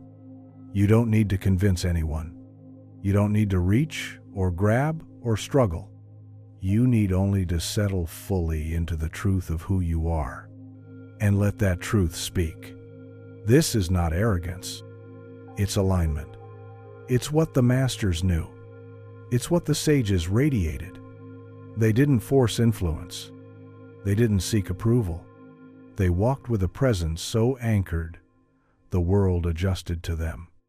And now it is your time to drop into yourself, to hold your frequency like a torch, to move through life as someone who remembers. Because when you carry the energy of certainty, certainty finds you. When you embody abundance, abundance makes its way to you. When you walk like one who is already home, the universe stops testing you and starts supporting you. So close your eyes now and breathe. Let your mind go quiet. Let your thoughts dissolve. And feel. What is the silent message your presence is sending to the field? Feel it. Adjust it. Choose it, not mentally, but energetically. And then say, softly, I no longer manifest with effort. I manifest with presence. My energy speaks before I do, and what I radiate returns.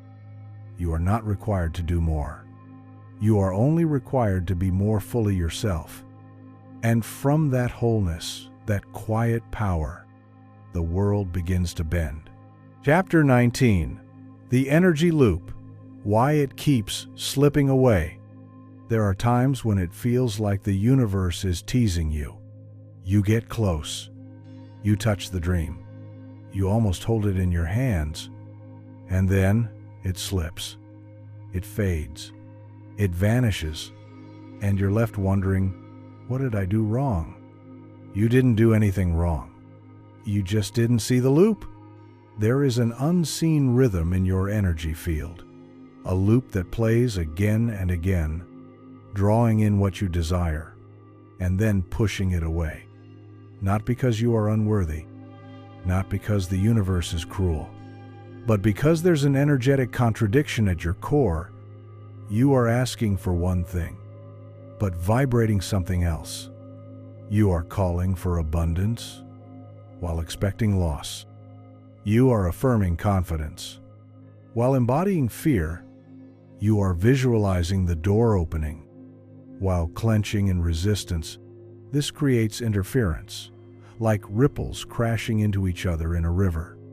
The water wants to flow, but your own energy keeps disturbing the stream. There was a man named Albert. Every time a new job showed promise, it fell apart. Every time love arrived, it dissolved. Every time his bank account grew, an unexpected expense emptied it. He thought he was cursed. He thought maybe he just wasn't meant to thrive. Until one day, standing beside a quiet stream, he saw it. He watched how a rock thrown into still water created ripples, and how those ripples, gentle as they seemed, disrupted the flow of the current. In that moment, the river taught him, your resistance doesn't need to be loud. It only needs to be consistent. And Albert saw it. He was the one throwing the rocks, not on purpose, not with malice, but with fear, with old beliefs, with subtle doubts he never noticed. The universe was not punishing him. It was simply mirroring the interference in his field. You've done this too. We all have. You pray for rain while holding an umbrella. You speak of trust while scanning for proof. You ask for love while guarding your heart against hurt. And then you wonder why it doesn't stay. It doesn't stay because you're unconsciously repelling what you're asking for. But this is not bad news. This is freedom. Because what you can see, you can clear. You are not stuck. You are simply ready to end the loop. So ask yourself now, in stillness, what pattern keeps repeating in my life? Is it the almost but not quite relationship? The money that comes and goes? The success that arrives, then slips away? Now ask, what energy within me might be contradicting my desire? Not consciously, but in the shadows, in the silence, in the subtle. Do you truly feel safe receiving more? Do you believe you'll be supported or abandoned? Do you trust that it's easy or expect it to be hard? Don't judge the answers. Just see them, because seeing the loop is the beginning of dissolving it. So let us clear the stream. Close your eyes. Place your hands over your heart. Breathe in, and as you breathe out, feel your resistance melting. Now, repeat softly. I release the loop. I release the contradiction. I release the fear that I will lose what is mine. I allow my energy to flow clean and open. I no longer disturb the stream. I am ready to receive without resistance. Let those words become your new current. Let the water run clear. Let the pattern end. Because once your inner field stops interrupting your outer flow, life rushes in. No more teasing. No more almosts. No more self-sabotage disguised as fate. Just you, aligned, receiving. At last, the loop is broken. The path is open. And the stream is flowing straight into your hands. Chapter 20. The Mastery of Unshakable Knowing. There is a place beyond hoping, beyond wishing, beyond belief. It is a place of silence, a place where certainty lives, a place where the mind no longer asks, will it work? Because the soul has already whispered, it is done. This is not arrogance. This is not delusion. This is unshakable knowing, the final frequency of creation. Most people never reach it. They oscillate between desire and doubt, between effort and exhaustion, between asking and waiting, But there comes a moment on the path, a moment after all the rituals, all the vision boards, all the inner work, when you realize, I don't need to convince myself anymore. I know. This knowing changes everything. Because when you know, truly know, the universe must reflect that knowing, not out of reward, not out of fairness, but out of resonance. There was a woman named Beatrix. Her journals were filled with affirmations, her shelves lined with spiritual books, her mind endlessly collecting more techniques, more tools, more guidance. And yet, her life stayed the same. Until one day, an old woman sitting beside her in a cafe said quietly, "You write as though you're trying to convince yourself, but those who truly know no longer need to prove anything." Beatrix froze. The words pierced straight through her performance of belief. She realized she wasn't living in alignment. She was living in accumulation, gathering evidence, waiting for signs, needing reassurance.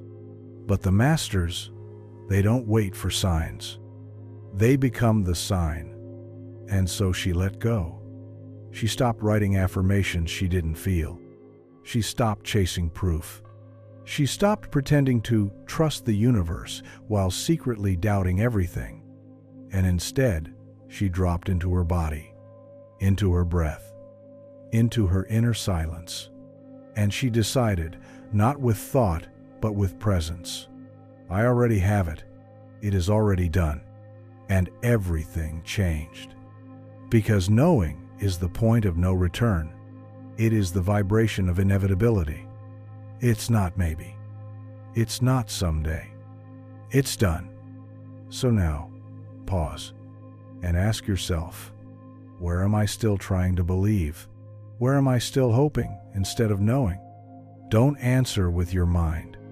Feel it in your body, because your nervous system already knows. It knows when you're faking it. It knows when you're waiting. It knows when you're pretending to be sure but still scanning for evidence. And it also knows when you finally land.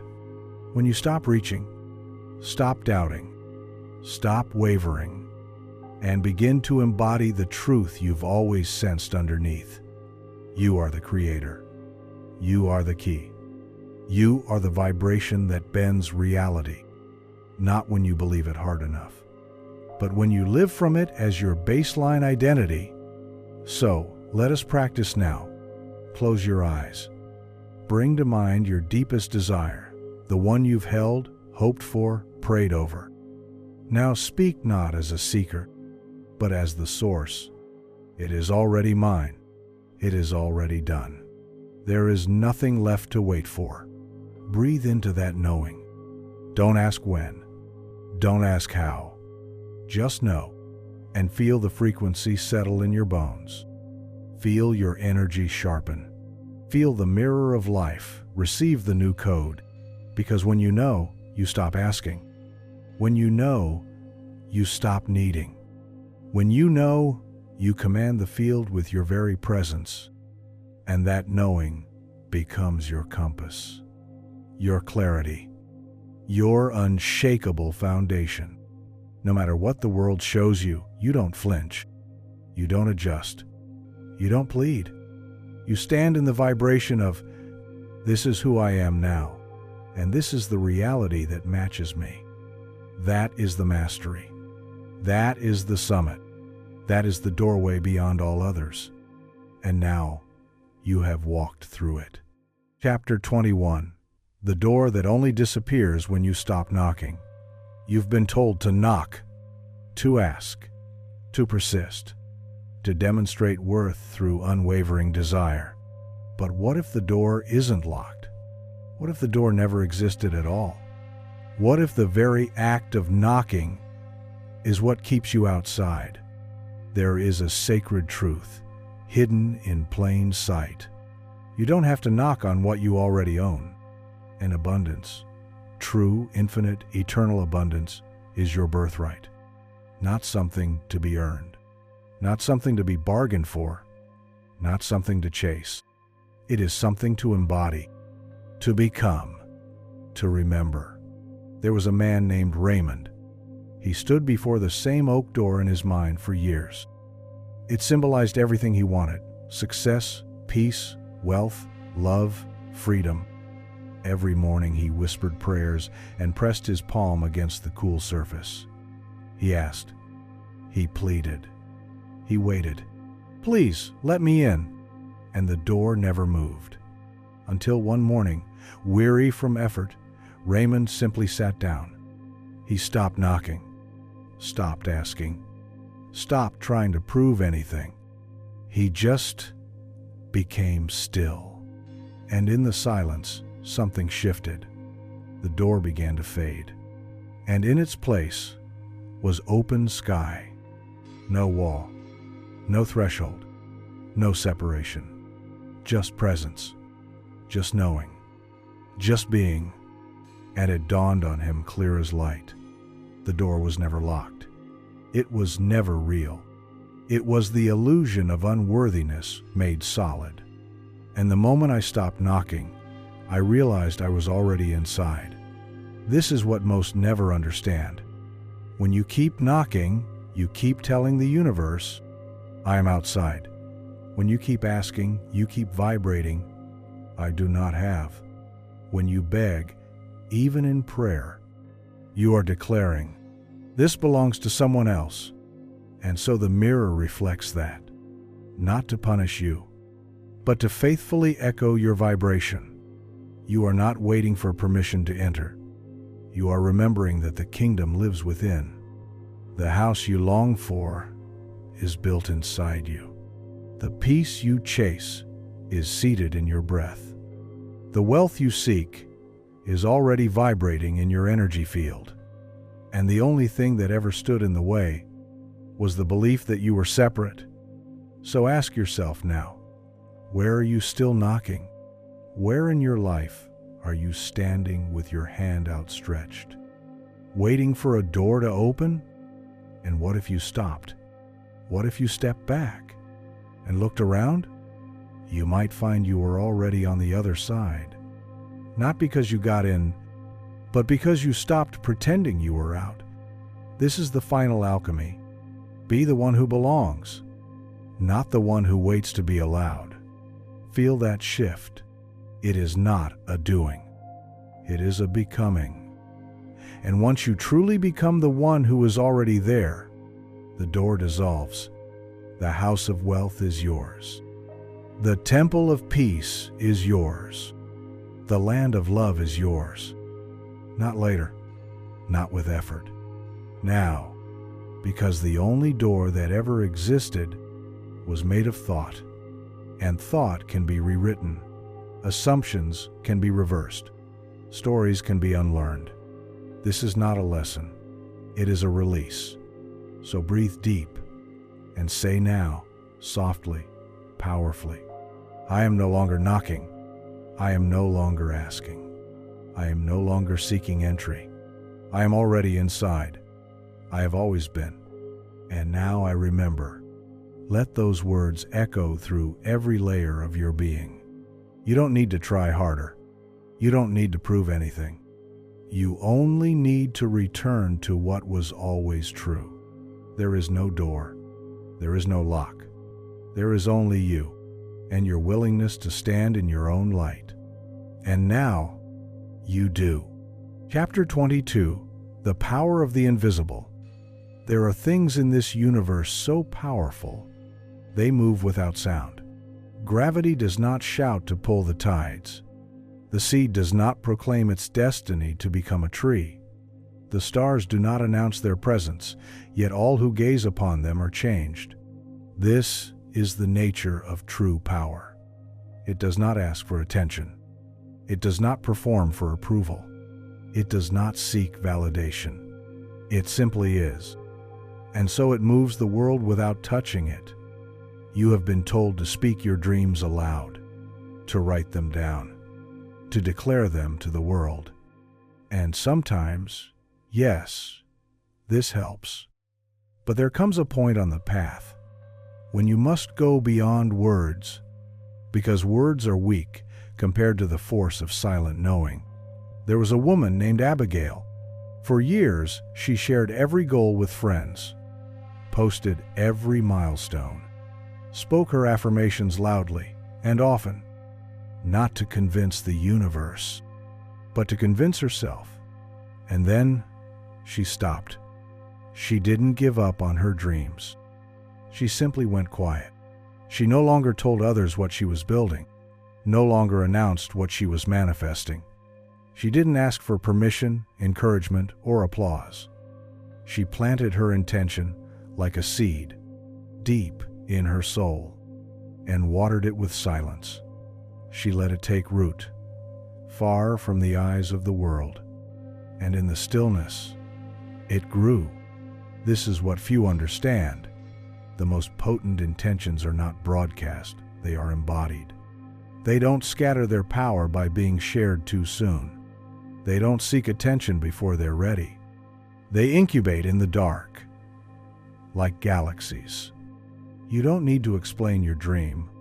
You don't need to justify your direction. You don't need to be seen in order to be powerful, because your presence is already speaking. Your vibration is already broadcasting. And if your energy is clear, the universe hears you louder than any affirmation. So ask yourself now, where have I been leaking power through explanation? Where have I been speaking from doubt, trying to make others understand what I don't fully embody yet? And can I now go still? Can I carry my dream in sacred silence? Not because I am unsure, but because I am so sure that it no longer needs to be said? This is not secrecy. It is sanctity. You are not hiding your dream. You are protecting its vibration. And when it's ready, it will reveal itself in form. Not through words, but through results. This is the way of the mystic, the way of the quiet magnet. She who speaks little, but creates much. He who walks softly, but shakes the ground. They who hold the vibration, and reality conforms. So now, try this. Choose one desire, something close to your heart, something sacred, and decide now. I will hold this in silence, not because I doubt it, but because I honor it. Feel the power of that decision, as if you're placing your desire into the womb of the universe, where it is nurtured, protected, energized, until it is ready to emerge in perfect form. You do not need to speak what is already vibrating. You only need to live it, to walk with it, to carry it inside you like a hidden flame. And soon, that flame will light up the sky, because what is real does not need convincing. It only needs alignment. So be still, be silent, be sacred, and let your dream unfold, not in noise, but in inevitability. Chapter 23. The Quantum Jump. There is not one version of you. There are many. Infinite versions, living across infinite timelines. Each one equally real. Each one waiting to be chosen. There is a version of you who is still waiting, still doubting, still hoping. But there is also a version of you who already has what you desire, who has already stepped into abundance, who moves through life as if nothing is missing. This version isn't fantasy. It's not pretend. It is real, alive, pulsing in the quantum field, and you can access it not through force, but through identity, because manifestation isn't about waiting for life to change. It's about becoming the version of you who already lives the reality you seek, not thinking like them, being them. This is the quantum jump. It's the shift from, how do I get there? To, I am already there. There was a man named Victor. Every day, he dressed in second-hand clothes. He took the subway to a job he disliked. He dreamed of owning a company, changing lives, leading with purpose. But every time he thought about success, it felt far away. Until one morning, he looked in the mirror and whispered, "What if I stopped chasing him and just became him?" He straightened his posture. He adjusted his breath. He asked, "How would my highest self walk into this room?" And he began to walk that way. Not because the money had come, not because the world had changed, but because he had. He no longer played the role of the underdog. He embodied the vibration of the man who was already chosen, and reality followed. Opportunities that once ignored him reached out. Conversations shifted. Doors opened, not because he got lucky, but because he finally aligned with the timeline that had always been waiting. This is not imagination. This is physics. Every timeline already exists, but only the one you match becomes visible. So pause now and feel. Who is the version of you that already has it? Already free, already seen, already abundant. How do they think? How do they move? What do they no longer tolerate? What do they no longer chase? Now breathe. Step into their skin. Let their energy flood your body like warm light. You are not trying to become them. You are them. You are only releasing the interference, the thoughts, the stories, the past timelines that kept you small. Because this is the great leap. You don't transform into your future self. You return to them. And when you do, the outer world reshapes to meet you. The quantum field doesn't wait for time.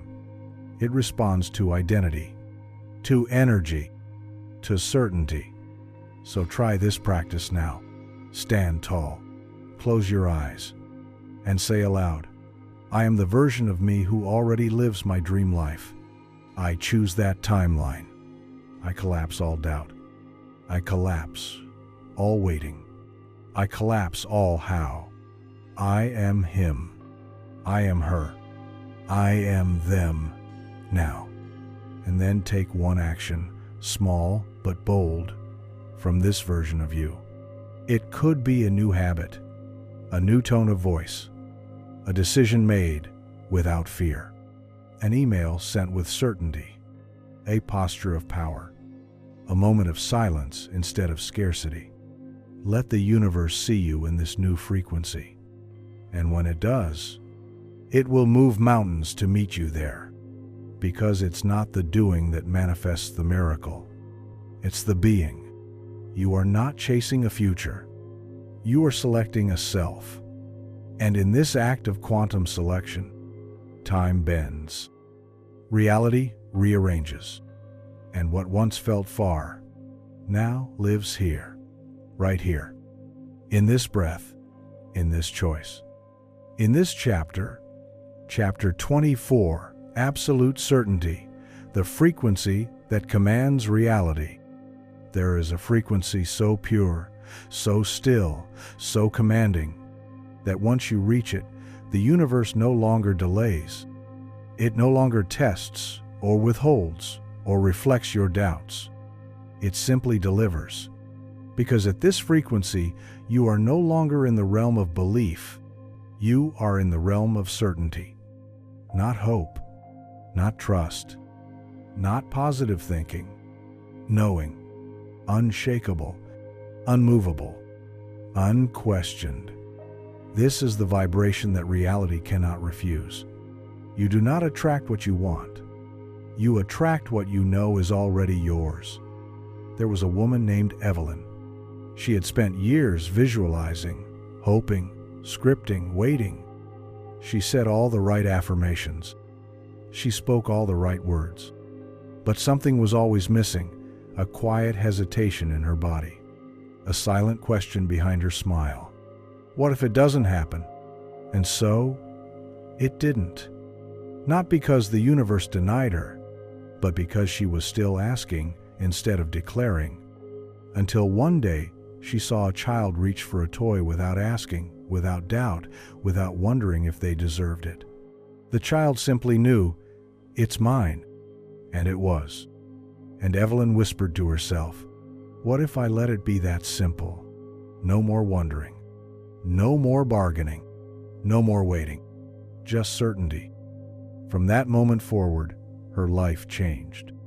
Not because she gained new knowledge, but because she dropped into a deeper knowing. You see, when you truly know, you don't need signs. You don't look for proof. You don't ask if it's working. You become the evidence. You walk through the world like someone who already has it. You breathe like someone who is already chosen.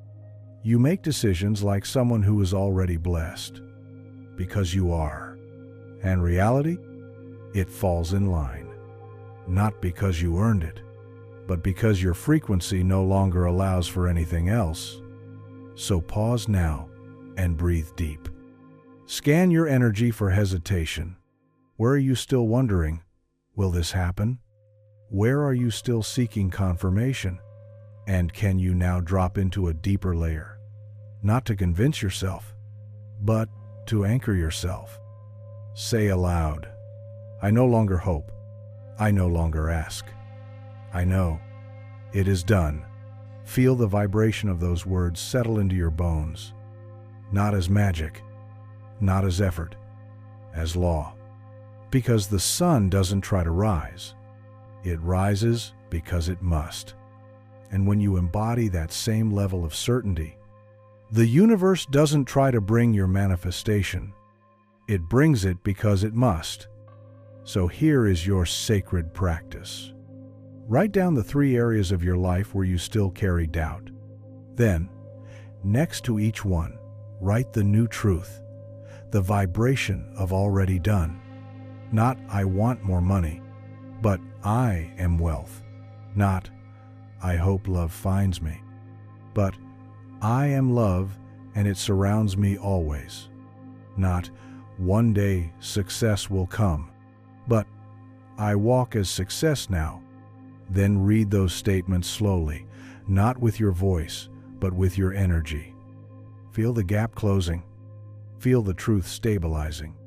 Feel the shift from seeking to sovereignty. This is the state the masters lived in. They did not hope. They did not try. They simply were. And because they were, the world had no choice but to reflect it. So now, you stand in this knowing. No more flinching. No more questioning. No more chasing.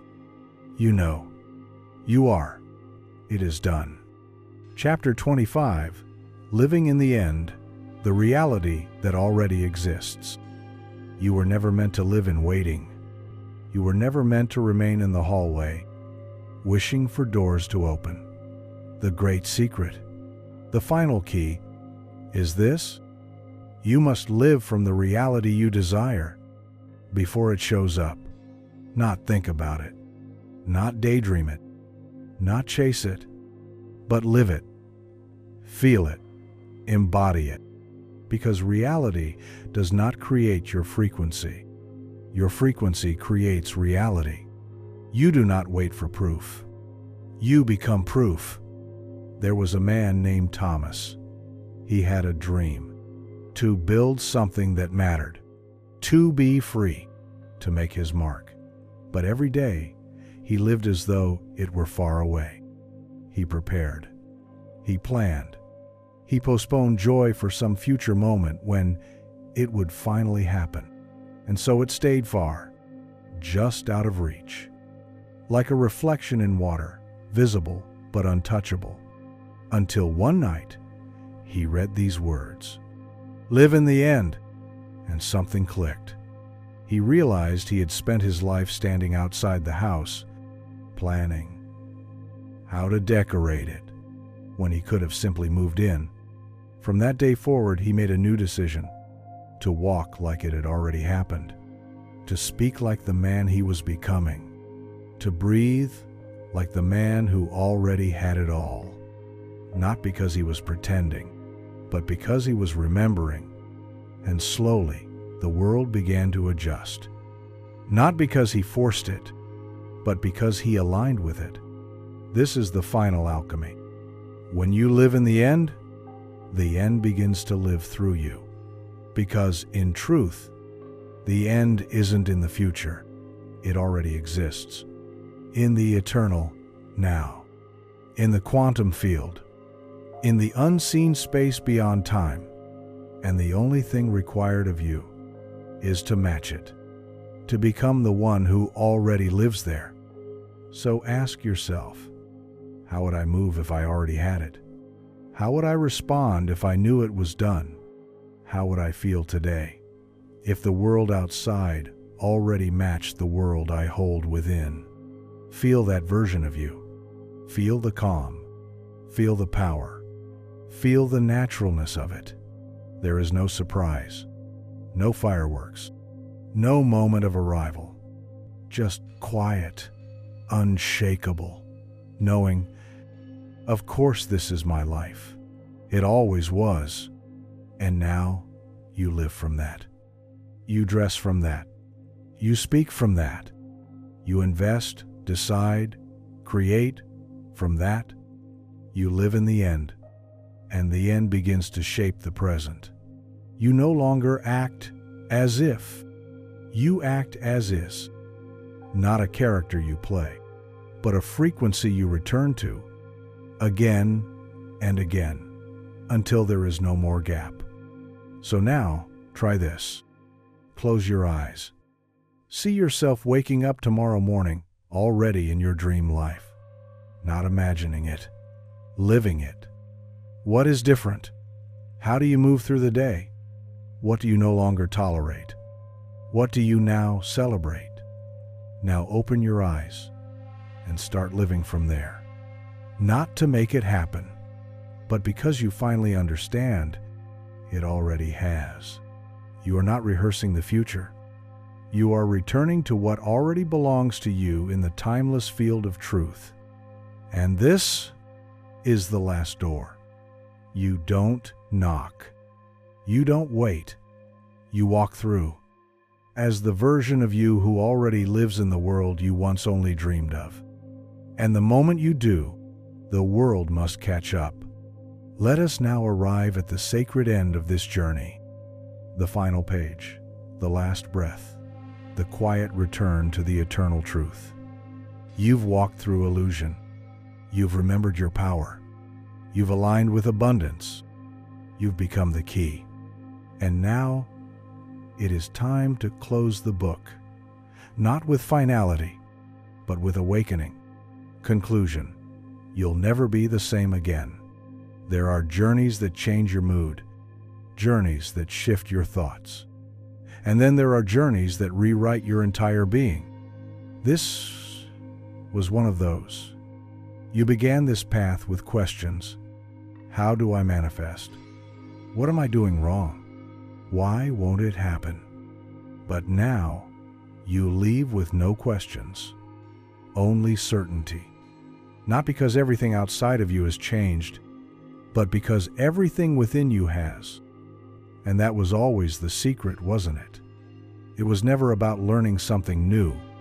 It was about remembering what was always true. You were never broken. You were never blocked. You were never separate.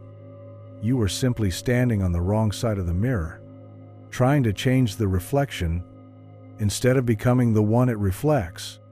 But now, the mirror is clear.